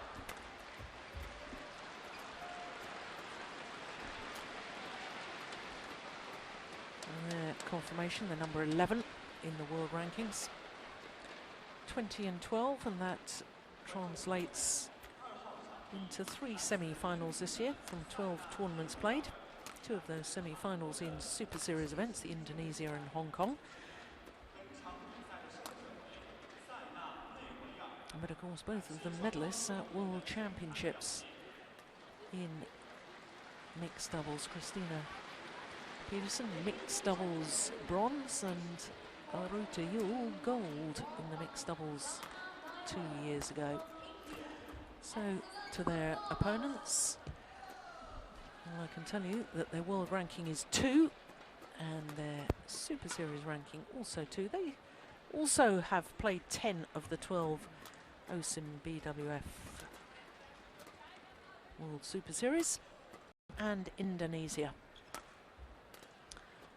So Tian Qing and Zhao Yunlei became world number 2s on the 22nd of September earlier this year. Held that number 2 ranking until now, and I don't think they'll lose that either, will they? And quite clearly the number 1 pair in the world is Guangxi Xiaoli and Yu Yang.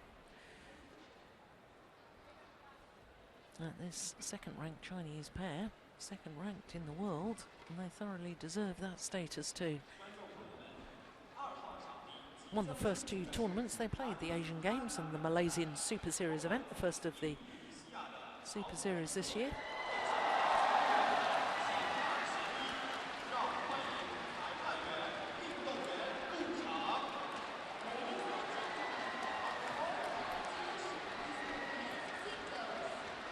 Well, the Danes, no question in my mind, huge potential as a women's doubles combination. Although perhaps their main focus is the fact that both of them could qualify for the Olympic Games in mixed doubles, and both of them could really be strong, realistic medal chances in that mixed. And I know there's been a bit of a debate with the Danish coaches as to whether they should in fact be playing women's doubles at all. I'm a great believer that they should be. I think they do actually have medal chances in the women's doubles. I wouldn't disagree with that. Camilla Rutayul in particular is an excellent ladies doubles player. And I think it got a little bit of a kickstart, this doubles, when Thomas Laybourne was having his injury problems and she concentrated a little bit more on the ladies doubles. But to me it was a bit of a mystery why she wasn't playing 2 events prior to that anyway. She's an excellent doubles and mixed player. And certainly I think Pedersen's mixed has improved because she's played ladies doubles. I think her mobility has improved, her defence has improved, and I think it's helped her a lot. So I would also agree that they're becoming a very dangerous combination. Yeah. Reinforced by the fact that they have actually beaten their opponents of today earlier this year in the second round of the Japan Open Super Series event and beat them in 2 straight games. They have lost to them though on 3 other occasions.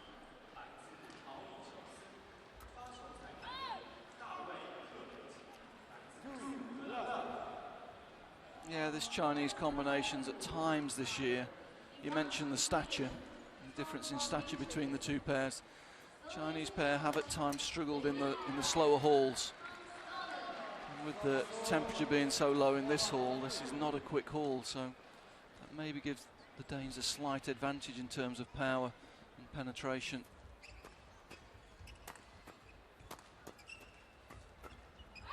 That's not the sort of rally they want to be playing. Those flat rallies, the Chinese pair will thrive on those sort of situations.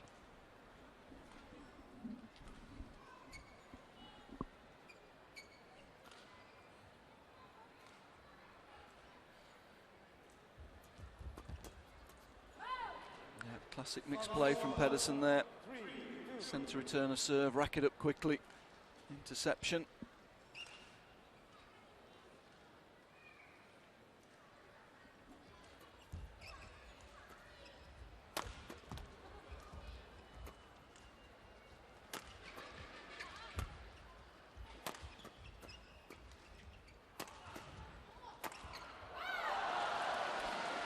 Good placement of the smash from Tiang Qing across the body of Pedersen. We've talked about it in her mixed doubles that sometimes a little bit committed to the backhand defence. Yeah, when she has to retreat and she's very deep in defence, she takes a very backhand orientated position, as we saw there. Yeah, that flat game's really not the way to go in defence. It's either got to be short or it's got to be high. Use a bit of width to the rear court, move the Chinese opponents around the court. But above all, don't try and go through them on that net position.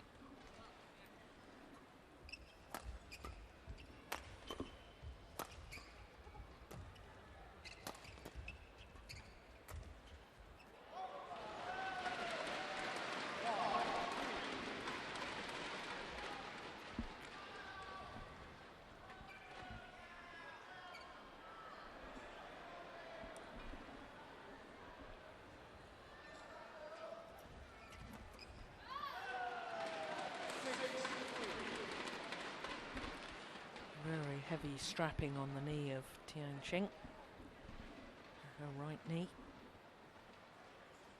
Yeah, you can see the strapping underneath the bandage there.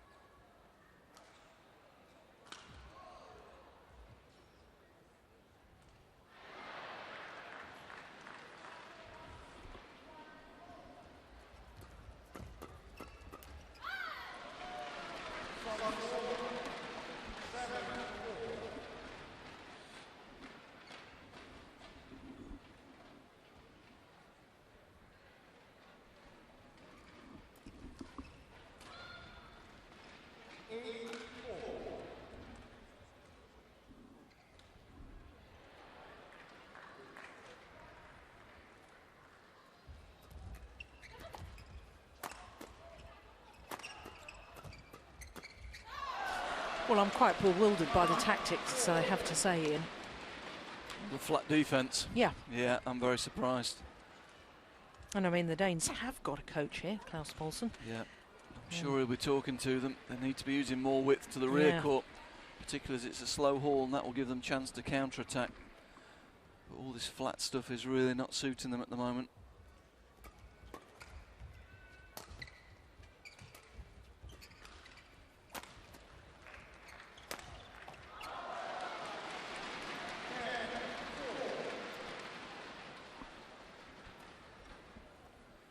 Just too short, tried to go for width.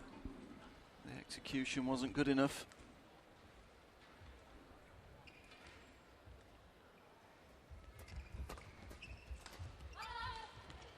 No, that's landed right into the corner.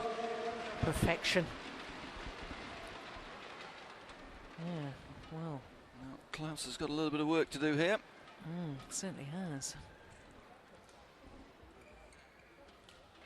On a run of 5 straight points at the moment. Jeg synes, vi kommer til at slås lidt for meget med dem. Jeg ved ikke, hvad I føler derinde.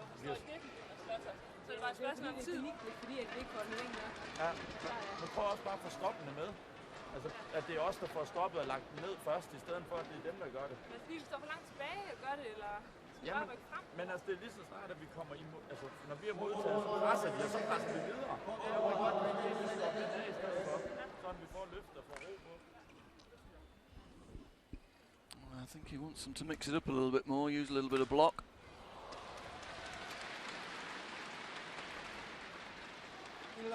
Certainly they need to go to a game that's either giving no pace at the front of the court, or making them move the full width in the rear court, make the court a little bit bigger, take them off these mid-court positions.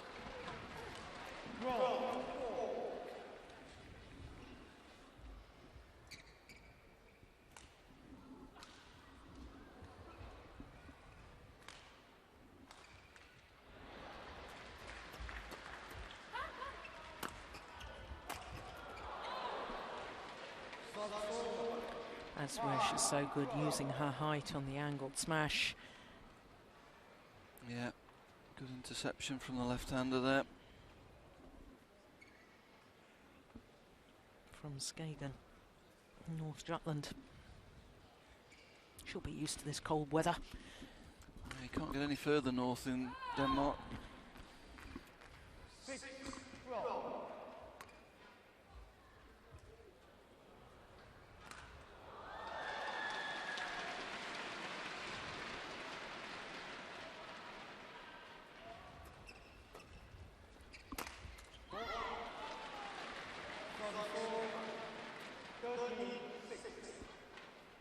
Pedersen just struggling a little bit in defence so far.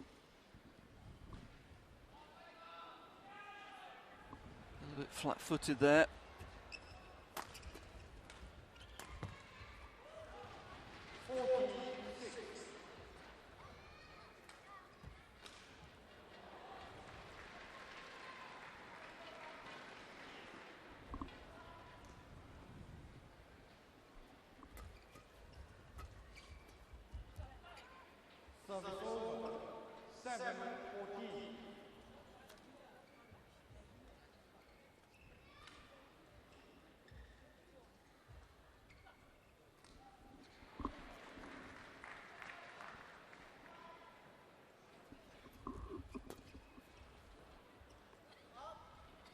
Service over.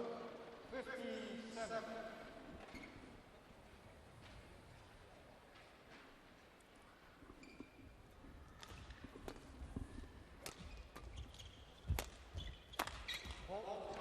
And again, the target's clearly Pedersen in defence. Made a move across the court, forced the defensive lift, and then went straight to her on defence.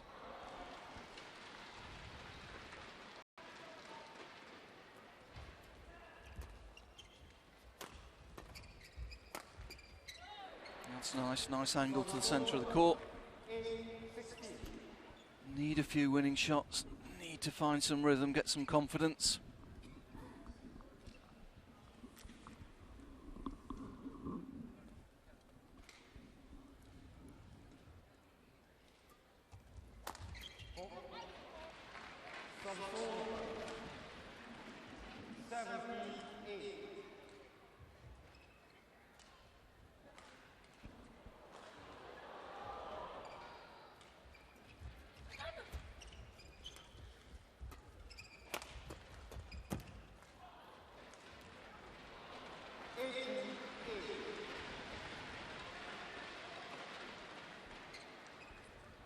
Just haven't really found any winning formulas so far, have they, the Danes? No, they've not really got into any attacking positions, have they?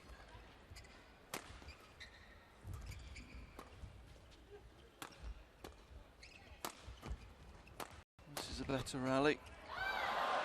But Pedersen just losing the angle with the attack, and the Chinese quick to step in and flatten the defence out and hit through Yule. We'll see it here, this smash a little bit too flat. Gives the counter-attack opportunity.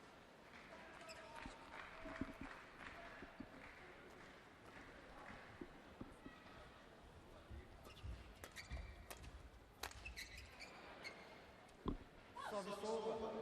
9-19.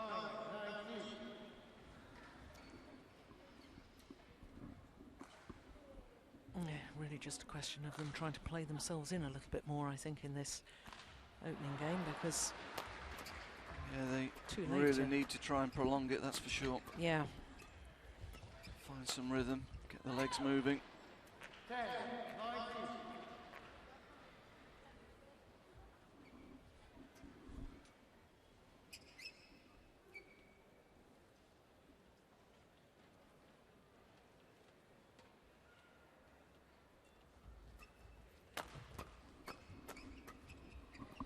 that's too flat, I would suggest.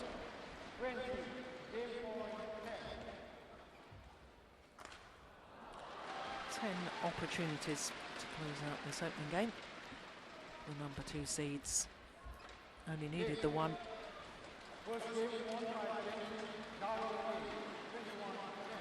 Just 11 minutes required. 21-10. And in all honesty, just a little too soft, I think, from the Danes. Yeah, certainly in the first few points, the Chinese pair were able to find the rhythm very quickly. Fed on some flat play. Got going, and then when they had the attacking opportunities, Christina Pedersen's defence was found wanting a little bit, and then she just seemed to lose confidence in the rest of her game. I'm sure Klaus is just trying to give them some positive points. Certainly here he's talking about them using width to the rear court just to try and get into the rallies, move the Chinese opponents, but the body language looks a little bit negative from Christina there. I think that's an understatement. Yeah, he's really trying to concentrate, get her going. I mean, she has played very well in ladies this year, but really not a good first set from her there, you'd have to say. No. And this pair then need Christina Pedersen to play well to create time for Camilla Yule to get her power play into the game, get her attacking shots into the game.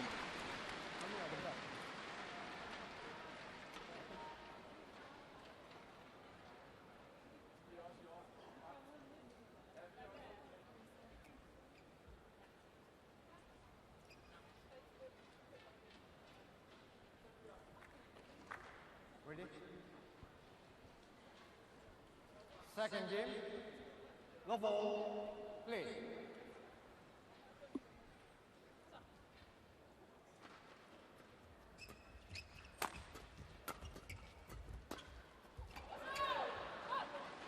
Service over. 1 love. Well, they won the rally. Still not convinced that fast flat game's the game for them though.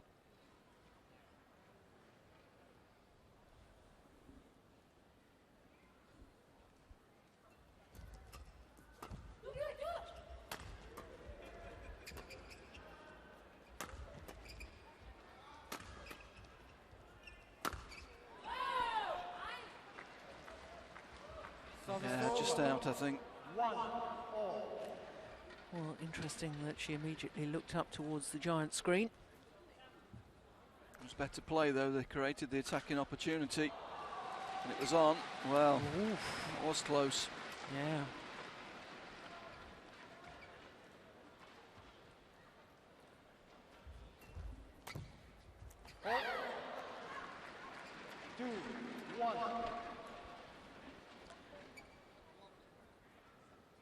Former European champion in the women's doubles, Ruta Yul. Won that title in 2008, playing with Lina Freya Christiansen. Is now retired from the game, living in London, I understand.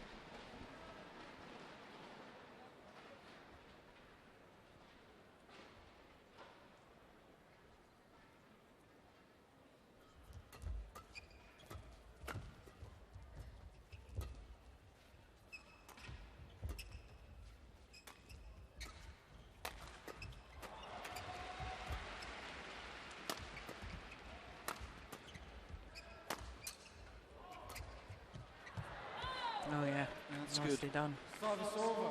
Better rally though, able to take the attack, keep the shuttle coming down, move their opponents around and create some space.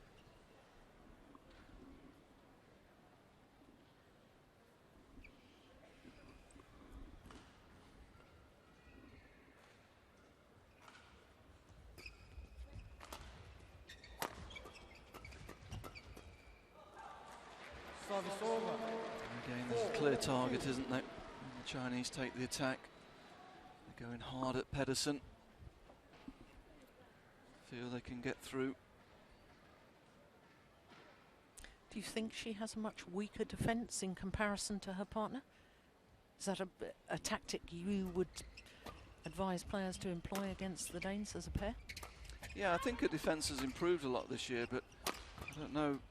Certainly in this match, she just seemed to lose confidence in it earlier on, and when she loses confidence, I think she maybe grips the racket a little bit too tightly, sets up a little bit too pronounced on the backhand side, and that doesn't give her many options. I have to say, watching this women's doubles, having watched this afternoon her play her mixed doubles, I think in the mix she stands her ground more in defence. Yeah, that's possibly true. That's a good return of serve. Yeah. More aggressive intent there on return, trying to take the initiative early.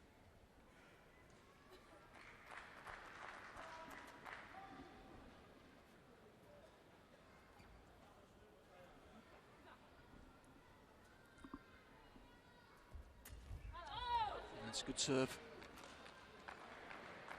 5-all.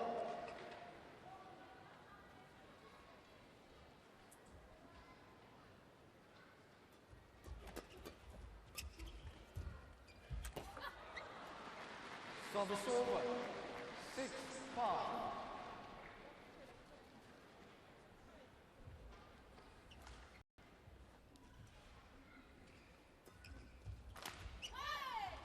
I was talking to Klaus Poulsen, the Danish coach, earlier on, and he was saying that I was asking if all the Danish players were fit, and he's saying, well, technically, yes, they're all fit, but they're all very tired and very jaded. They've had a long season, and these last 2 months have chained a lot of tournaments together.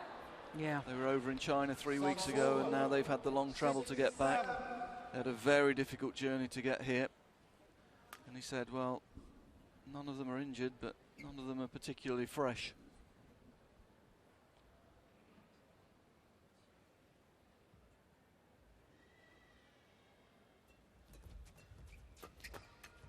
That's good. No, it is possibly an issue that some of the badminton players feel perhaps needs to be addressed, in that, you know, you compare to tennis and the ATP Tour have 1 month off. I think the women's tennis, WTA, have 6 weeks off at the end of the year before the start of the new season, and down to the tour in Australasia.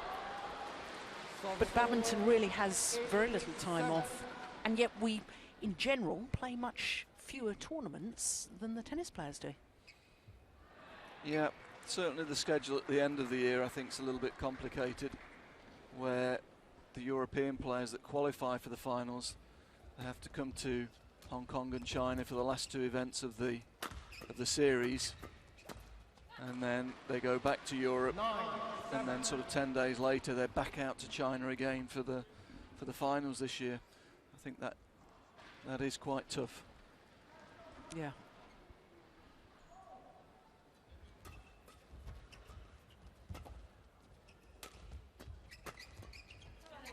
Certainly a lot more positive intent from the Danish pair in this second game, taking more initiative on serve and return. Camilla in particular served very well. Christina Pedersen got more aggressive on return of serve, and they're starting to create more attacking opportunities.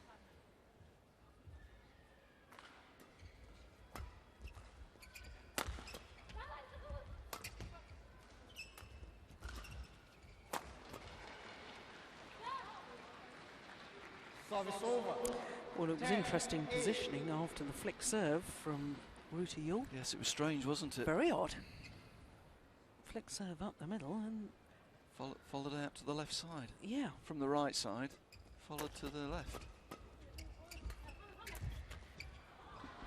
But as a right-left combination, I guess you do work on combinations like that to get your strengths into the game after the service.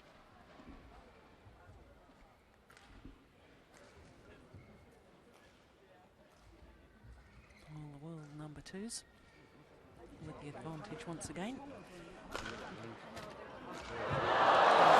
Much closer in the second game than it was in the first. 11 for the margin at the halfway interval in the opening game. And now just 3 points in it here in the second.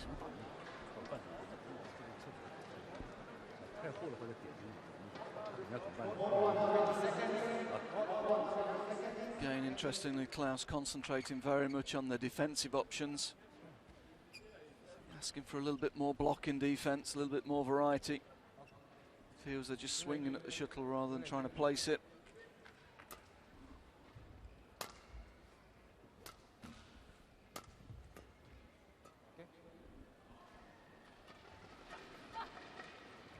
Okay. 11-8, play.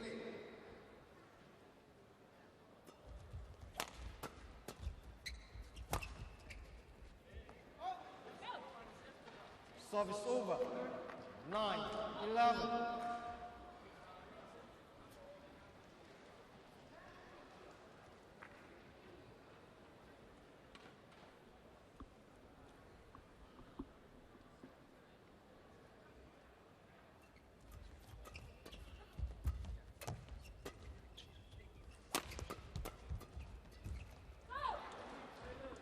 Good. 11. Taking the pace off there with the defense. It's the drive from the Chinese, but this time Pedersen just taking the pace off, making sure the shuttle gets below net height, and that forced the error.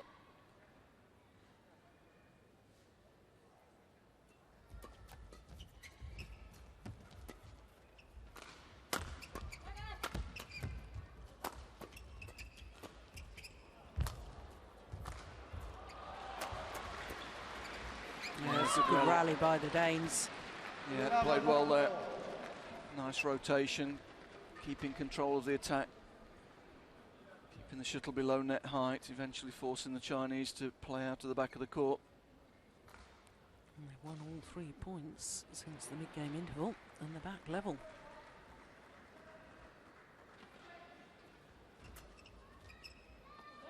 And in fact, into the lead. Yeah, that's good serving. 11.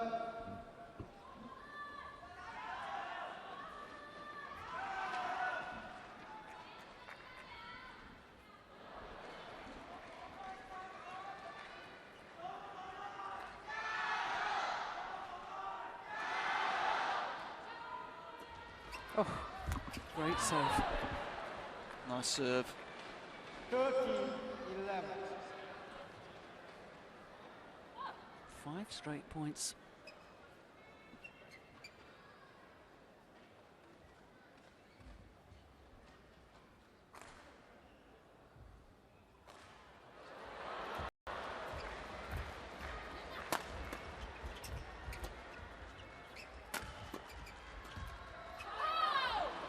And the luck of the net cord. My goodness. Well, lucky, but it was the right choice. It was the right choice from mid-court. Didn't try and force it, was blocking it, following it in.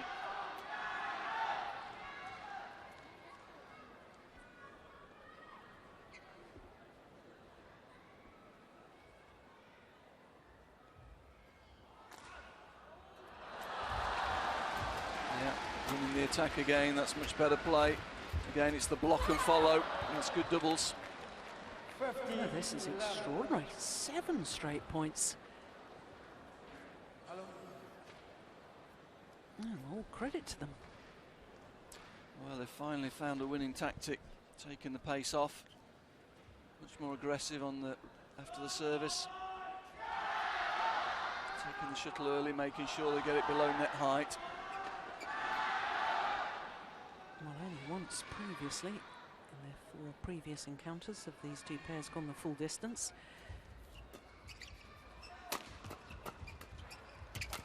Oh, my goodness gracious. Well, that's what comes of scoreboard pressure, isn't it? Yeah. The Danes have done well. They've played 5 or 6 tight points that time. They didn't get the attack, but the Chinese made the mistake anyway. They're building pressure on their opponents now. And again, first attack to the Danish pair. Yeah, it's good. Stepping up on defence this time. 11. Well, I'd love to know what Klaus said, because it certainly had the desired effect. This is absolutely extraordinary. 9 straight points. Tianqing's in trouble there with that knee. She was really struggling at the end of that point. Yeah, I think she's in trouble here. Oh dear. You could see there was a real grimace as she landed on it, moving across the court there. Worrying.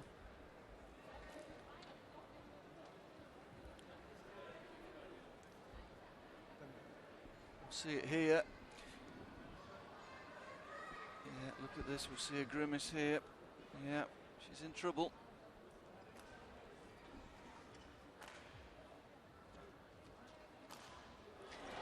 Well, fairly extraordinary in that the Chinese team doctor has also been allowed onto court. Well, normally they shouldn't be allowed, I have to say, in the regulations. Doctor can come on and give an opinion, but there shouldn't be treatment, and strapping is normally considered as treatment. I guess technically it's self-administered, but she's not sure what she's doing with it.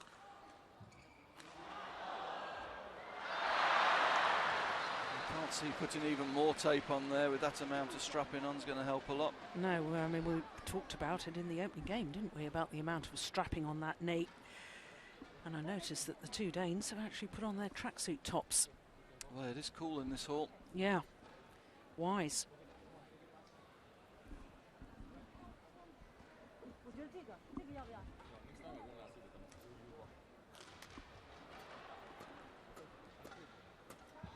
See, she lands, and you see the jar.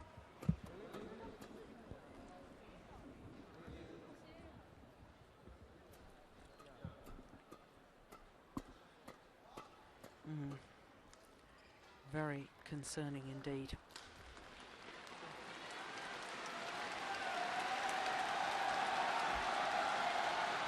Well, she's back on, but with this format, round robin, 3 group games to get through. It was worrying, I have to say. Yeah, of course they are the number 2 seeds, which means they're in Group B. Other pairs in this group, 2 Japanese pairs. Mizuki Fuji and Reka Kakiwa, and Matsuo and Nato. The Japanese style of women's doubles is very physical indeed, which makes an injury worry even more worrying as far as the Chinese pair are concerned.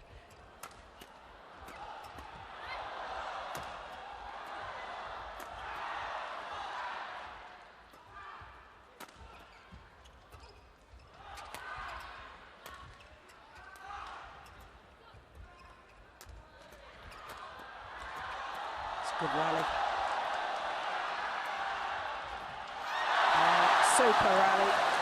Yeah, a bit surprised at the Danish tactics actually hitting at Tianqing. I mean, surely the tactic would be one hard and then one soft to make a move in, rather than hitting 4 or 5 times onto the body, not forcing her to move. You want to be testing her movement out rather than her racket skills. Yeah.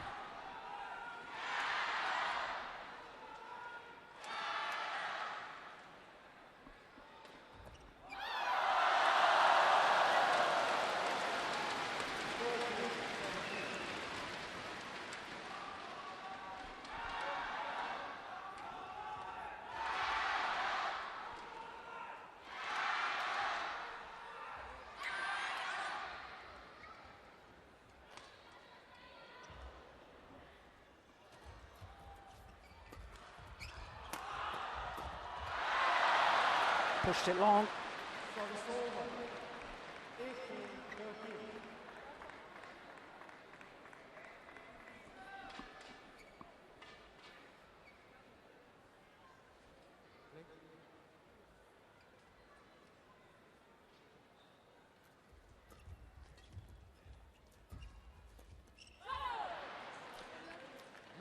Yeah, she doesn't want to step out on that side, does she? That was very hesitant. Yeah, very tentative. No commitment in the movement. Well, the Danes just 2 points away from taking this second game.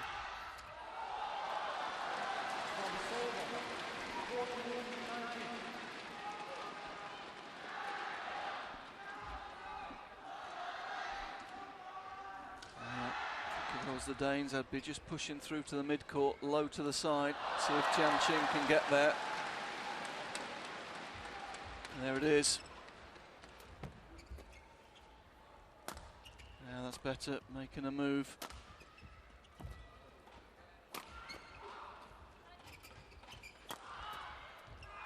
It's a double hit. Goodness me, why on earth was that? Is just outrageous. Well, I don't believe that one. That was clearly a double hit. That is extraordinary. Well, the Danish players are pointing to the giant screen, saying you just watch the replay. That was probably the most obvious double hit I think I've ever seen.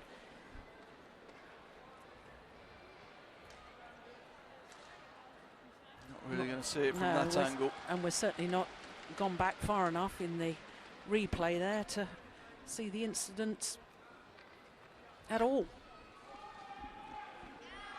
Well, the Danes have got to focus here. They've still got a 4-point lead. Oh, extraordinary.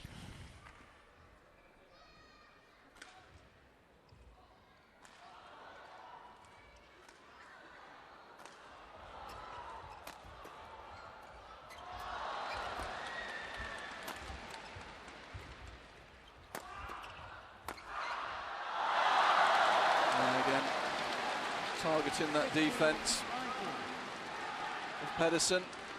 First of all, attacking the backhand side.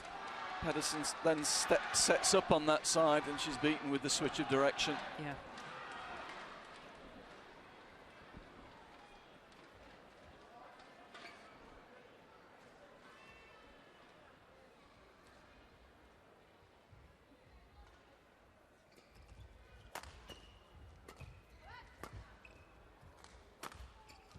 That's clever. Well, the two Danes just turn and look at each other. And I suspect they haven't been able to put that double hit incident out of their minds.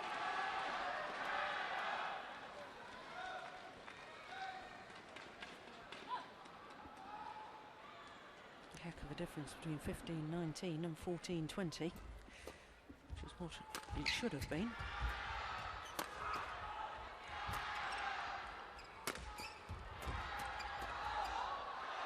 Long. That's too flat again, tempted into that flat game.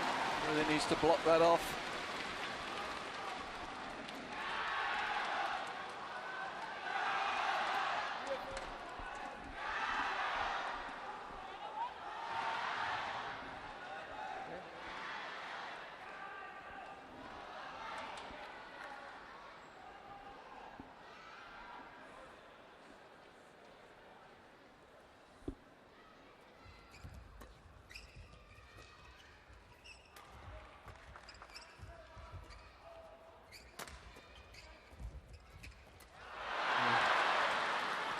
She must have changed her mind there, Tian Qing.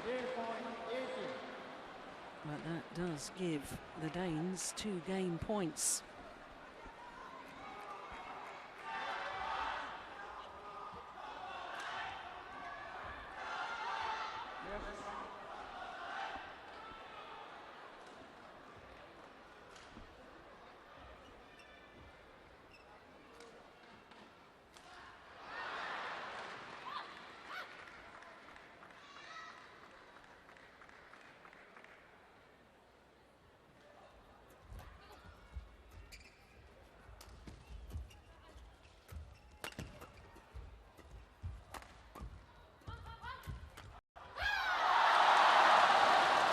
Pedersen was there. And that's Jules' game, though. She loves that interception up the forehand side. Yeah. Had to go for that. That's one game point has come and gone. Another one remains.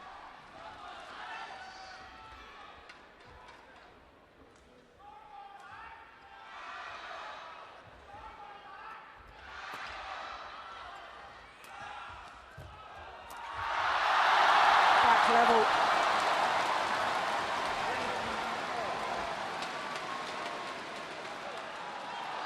20 all.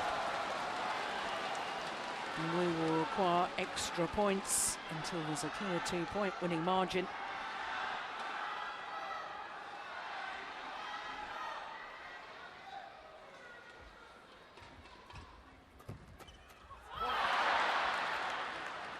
over. Oh, 21-20.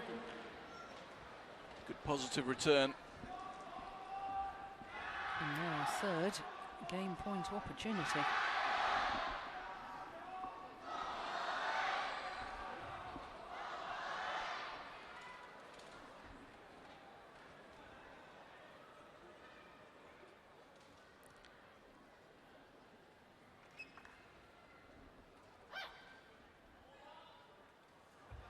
Good serve.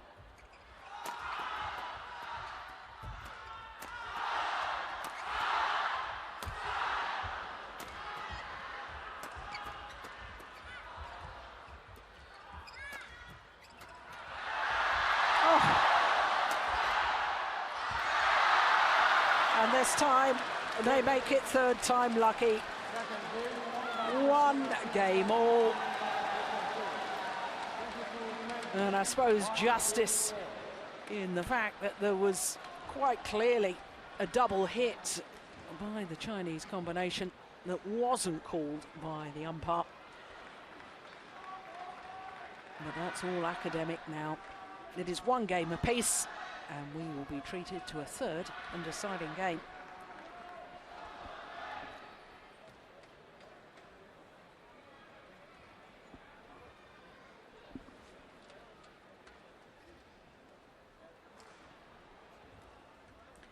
Well, it was from that mid-game interval that the Danes just had the most magnificent run. 9 straight points from 8-11 down. Så er det meget bedre at give den sne igen. Og så vær ops på nu her, når vi kommer til at slå herover, så skal vi altså have en clear med. Fordi de vil træde sindssygt langt frem, fordi vi har måske en lille smule modvind nu herover. Så clearen med der, ikke? Og også ellers så de der stik og cut, det må vi gerne få med herover fra. Bare være klar på, at de kommer frem og mod.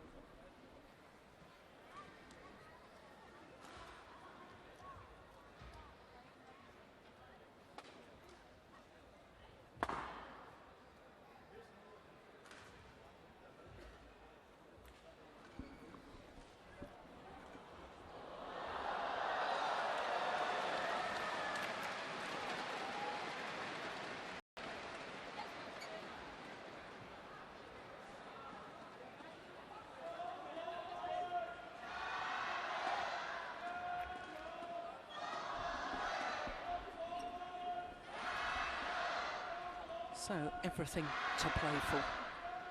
One game all. Ready. Final game. Love ball. Play.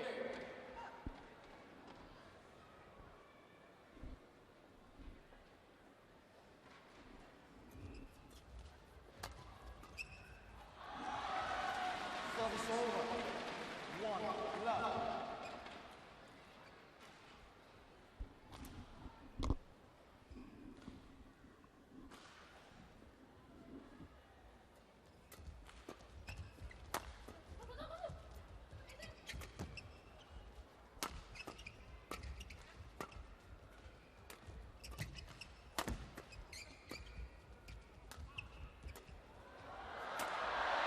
That's clever.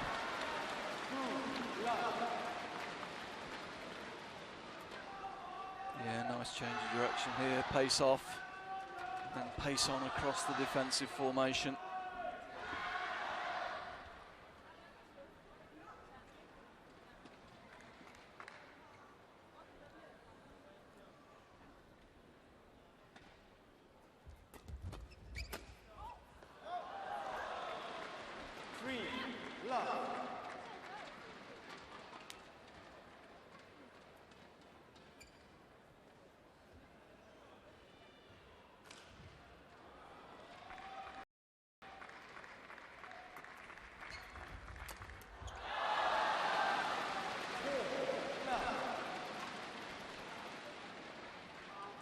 Never got behind the flick serve.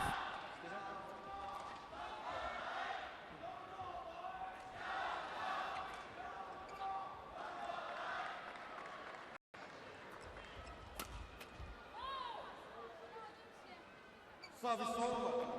1-4.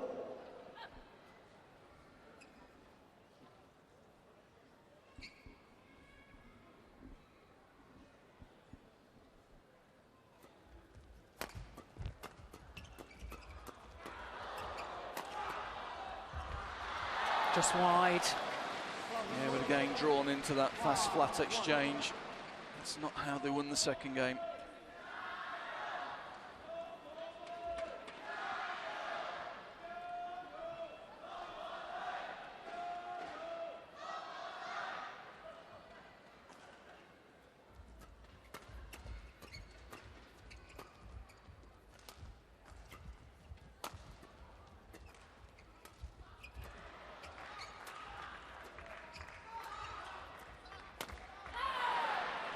Better, little probing shot to the mid-court, taking the pace off.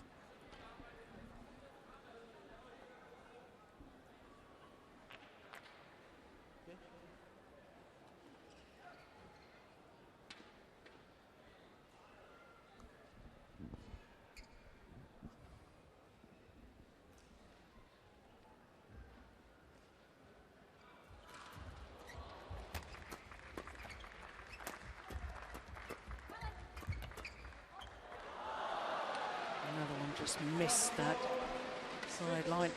Another one perhaps being taken with the drift. Goodness me. Don't like this. No.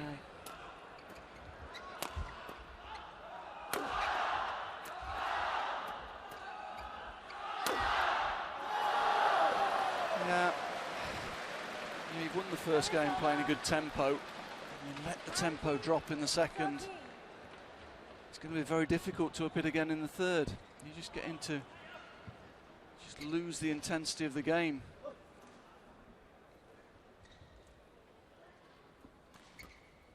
And again. Game just drifting along. It'll suit the Koreans. If they can get away without having to work really hard for this second game, they'll be really happy.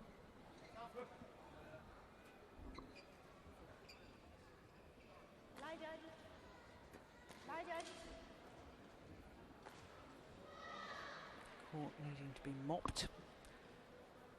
Only 33 minutes this men's doubles so far. Yeah, I can understand Liuzhou toweling down. He's taking 3/4 of the court, 3/4 of the Yeah. shots.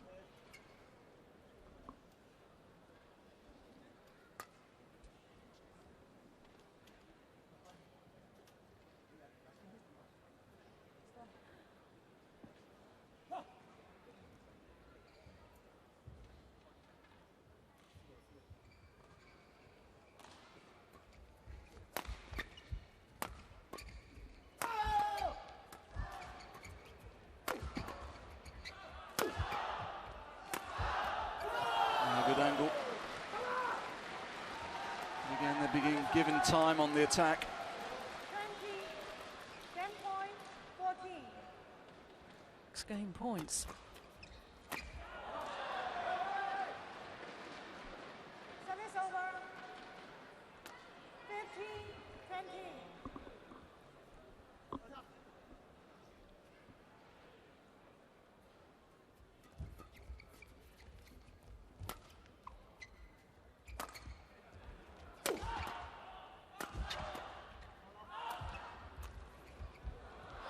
Pushed it wide. It is indeed 1 game all. Second game, 1 by 21-15. 21-15. 1 game all. Well, extraordinary tactics. Quite clear that Jung Jae-sung is struggling. Well, we said it at the end of the first game, if the Malaysians don't win this, they're going to be very, very disappointed. This is an excellent opportunity to improve their record against the Korean pair.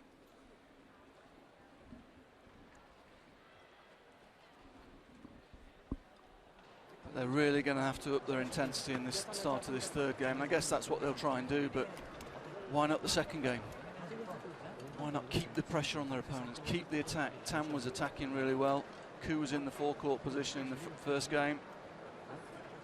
They were winning, and then suddenly just go very passive in the second game, and Koreans really didn't have to work hard enough for me to win that second game. No, I agree with that. You know, suddenly they're in the game, and really this should have been a 2-set victory for the Malaysians with Jung so limited in the rear court.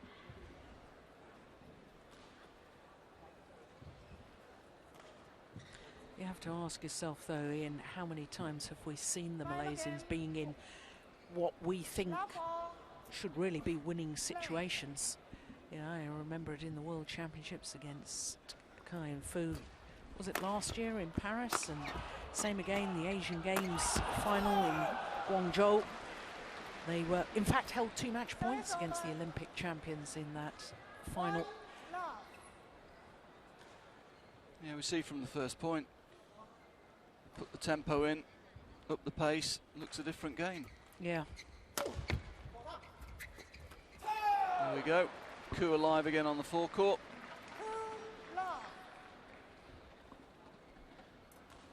I mean, they really should win this game. Question is whether they can keep their intensity high enough for the whole game.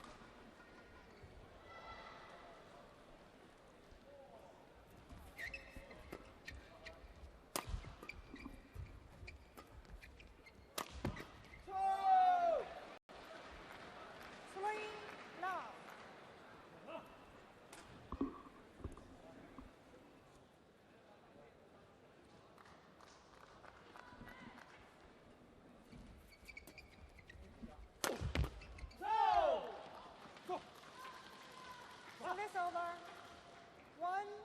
1-3.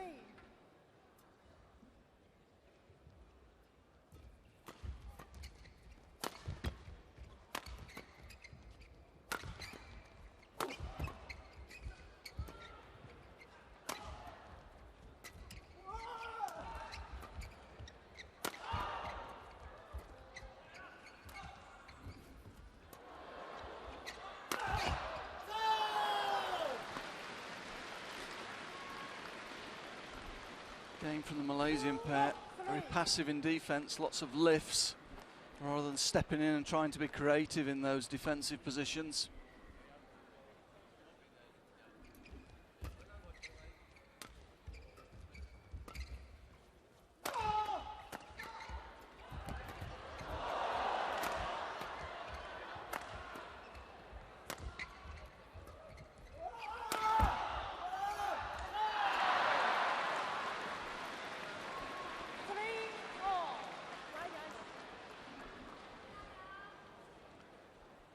Each time the rallies go long, you just have the feeling more and more that it's the Koreans that are going to win the point, don't you?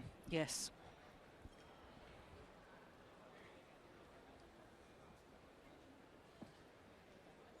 You know, this lifting in defence to Jung's okay, but Jung's not losing points from the rear court. He's just playing solid, he's keeping the shuttle in play. You've got to be a little bit more constructive in defence than that.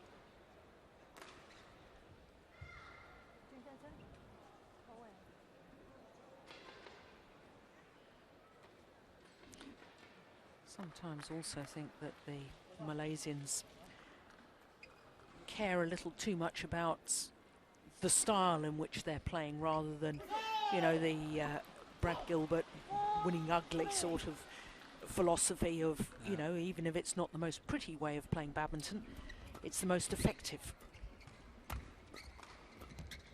That's just what they had to be here. They had to be effective in this match to win it. Unbelievable defence. Yeah, and you see they're having to work hard now. They, you know, they won the first 3 points with high intensity, and then suddenly they've given 4 away. 4 all. Service over.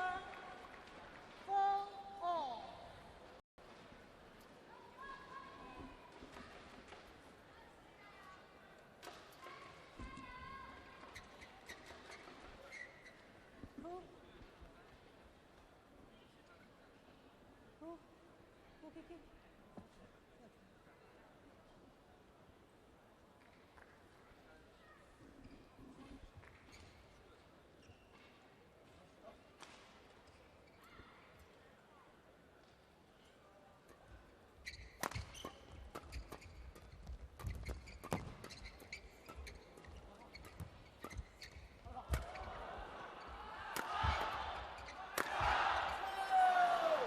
Yeah, set up with a good angle to the middle there.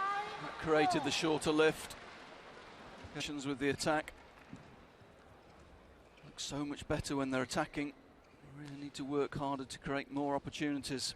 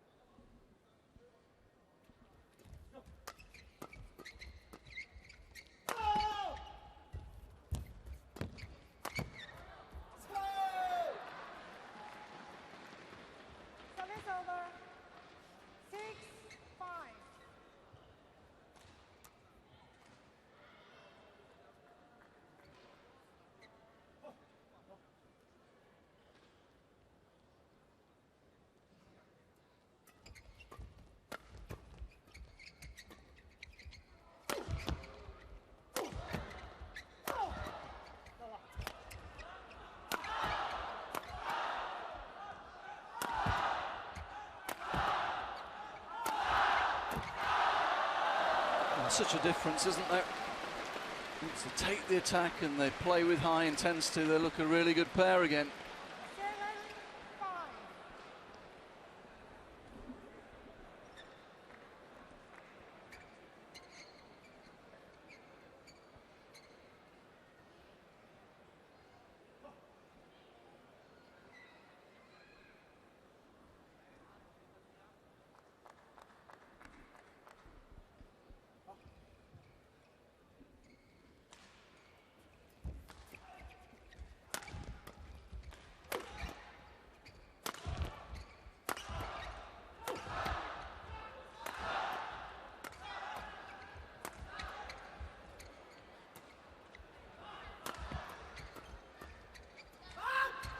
Oh, that's clever. Lovely play from Li-Ning. Service over. 6-7. Yep, Jung forcing Tam back in defence, and his partner Liuzhou using the space it created in the forecourt.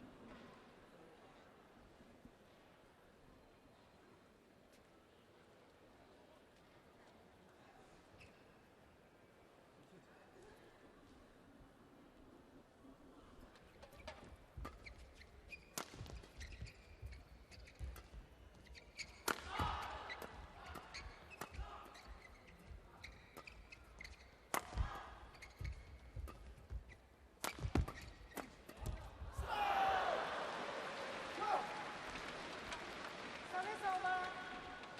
8-6. A little disappointed there. Now for the interception, reading it well, but really hitting it straight back onto the defence of Liuzhou. Missed the opportunity to find the space cross.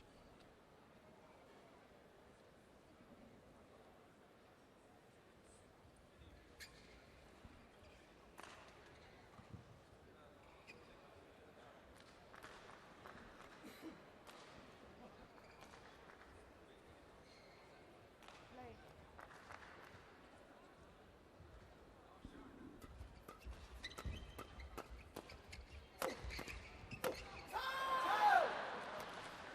Well, the errors now 6. coming from Liuzhou. Yeah, he feels he's got to take the responsibility though, doesn't he? He's trying to force the game a little bit at the moment.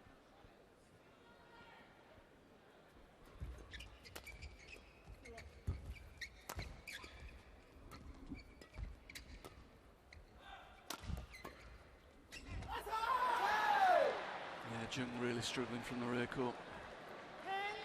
10-6.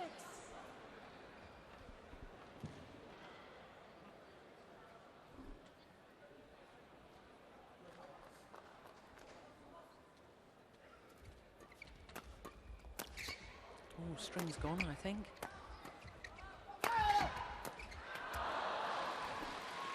Still manages to put it away. 7-10.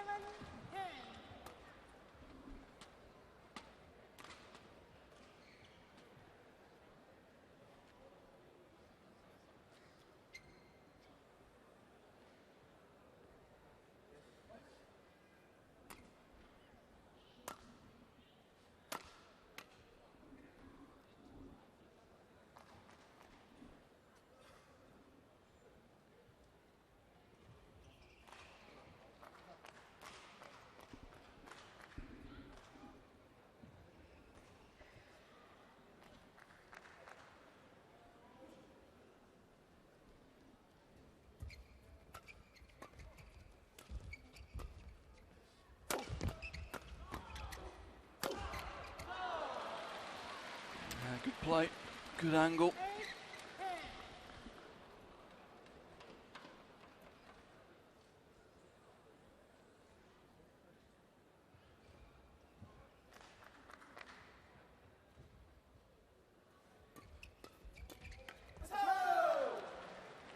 Service We'll over. go for extravagant cross-court shot there.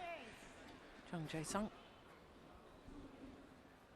His opponent's reading it though, and so the Malaysians have the advantage as they change ends in this deciding game.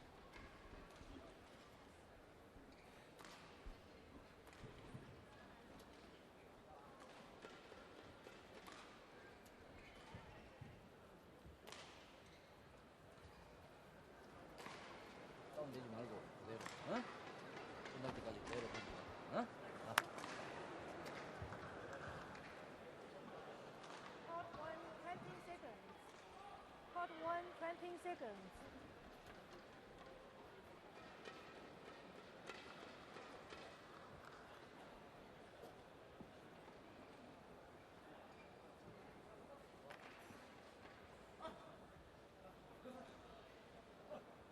Eleven, 8.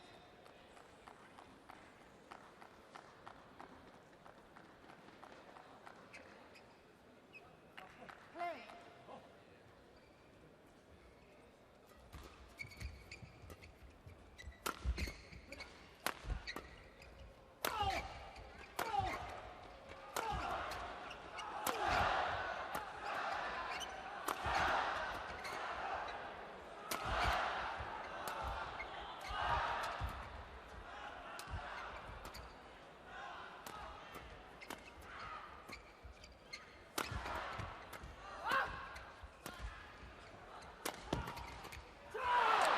It looks as though Jung's decided he's got to try and smash a little bit more if they're going to win this.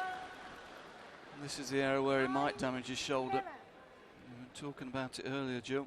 Yeah. So far he's played very controlled and just tried to just bring the shuttle down and tried to rotate in, but there was a real conscious effort to try and put a little bit more power behind it. And not only more power, there was 4 or 5 smashes from him. Yeah, didn't really create any angle with it though, still struggling. That's good from Tan. Good return. Left hand straight up in the air, interception. 12, 9. You see it, steps up, takes it early. Good play.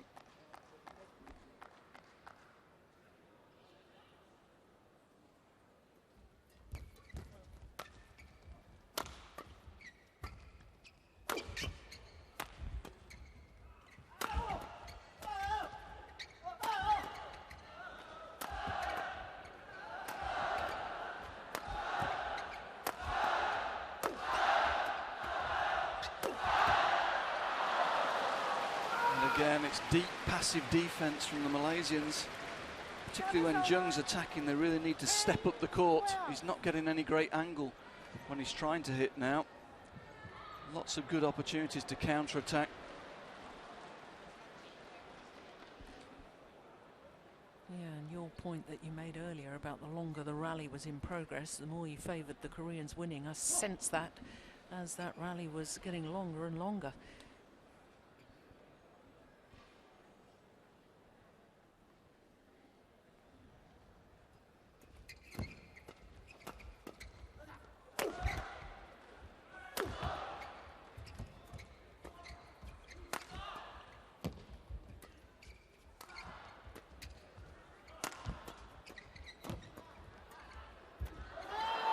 Clever from Li-Ning. 11, 12. It goes back to the old theory that really you cannot expect to win matches by defending. No, in modern men's doubles, the percentage is 78% of the points are won by the team that wins the attack first. First team to attack wins 78% of the rallies. Service over. 13, 11.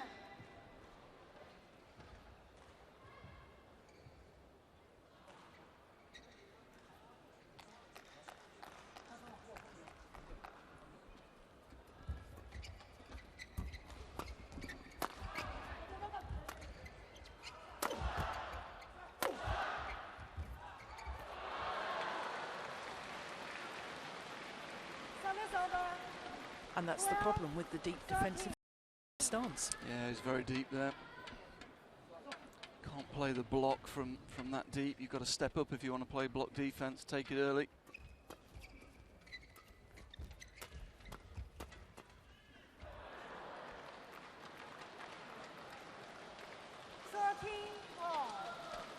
So back level.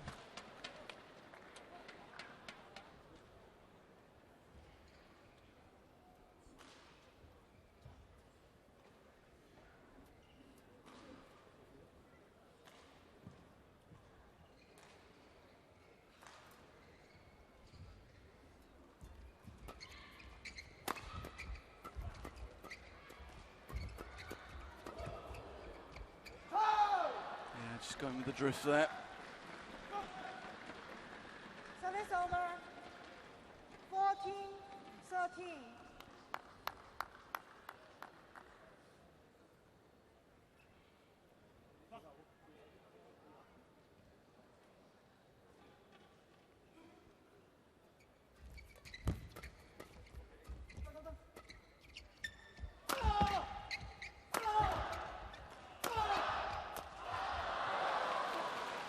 And again, fixing the Malaysians deep in defence. 14. No way to counter from there. Nice finish though, clip finish. Angling the shuttle down in front of the defensive position, not trying to go through the defence.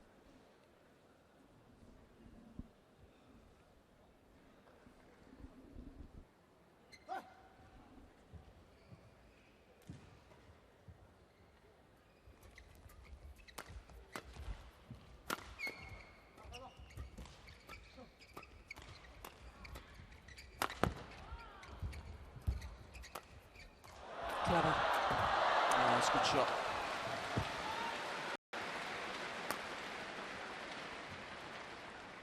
Service over.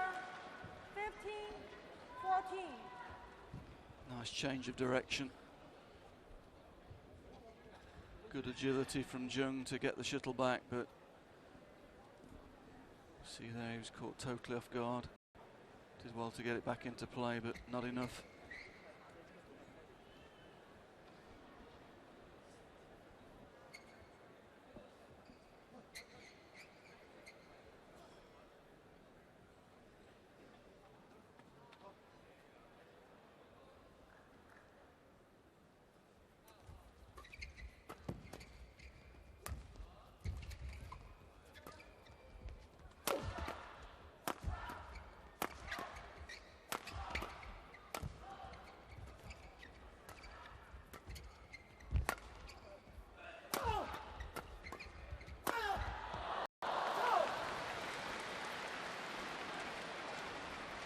Service over. 15 all. Same again, Malaysians very deep. Again, finishing shot, finishing in front of the defence rather than through it.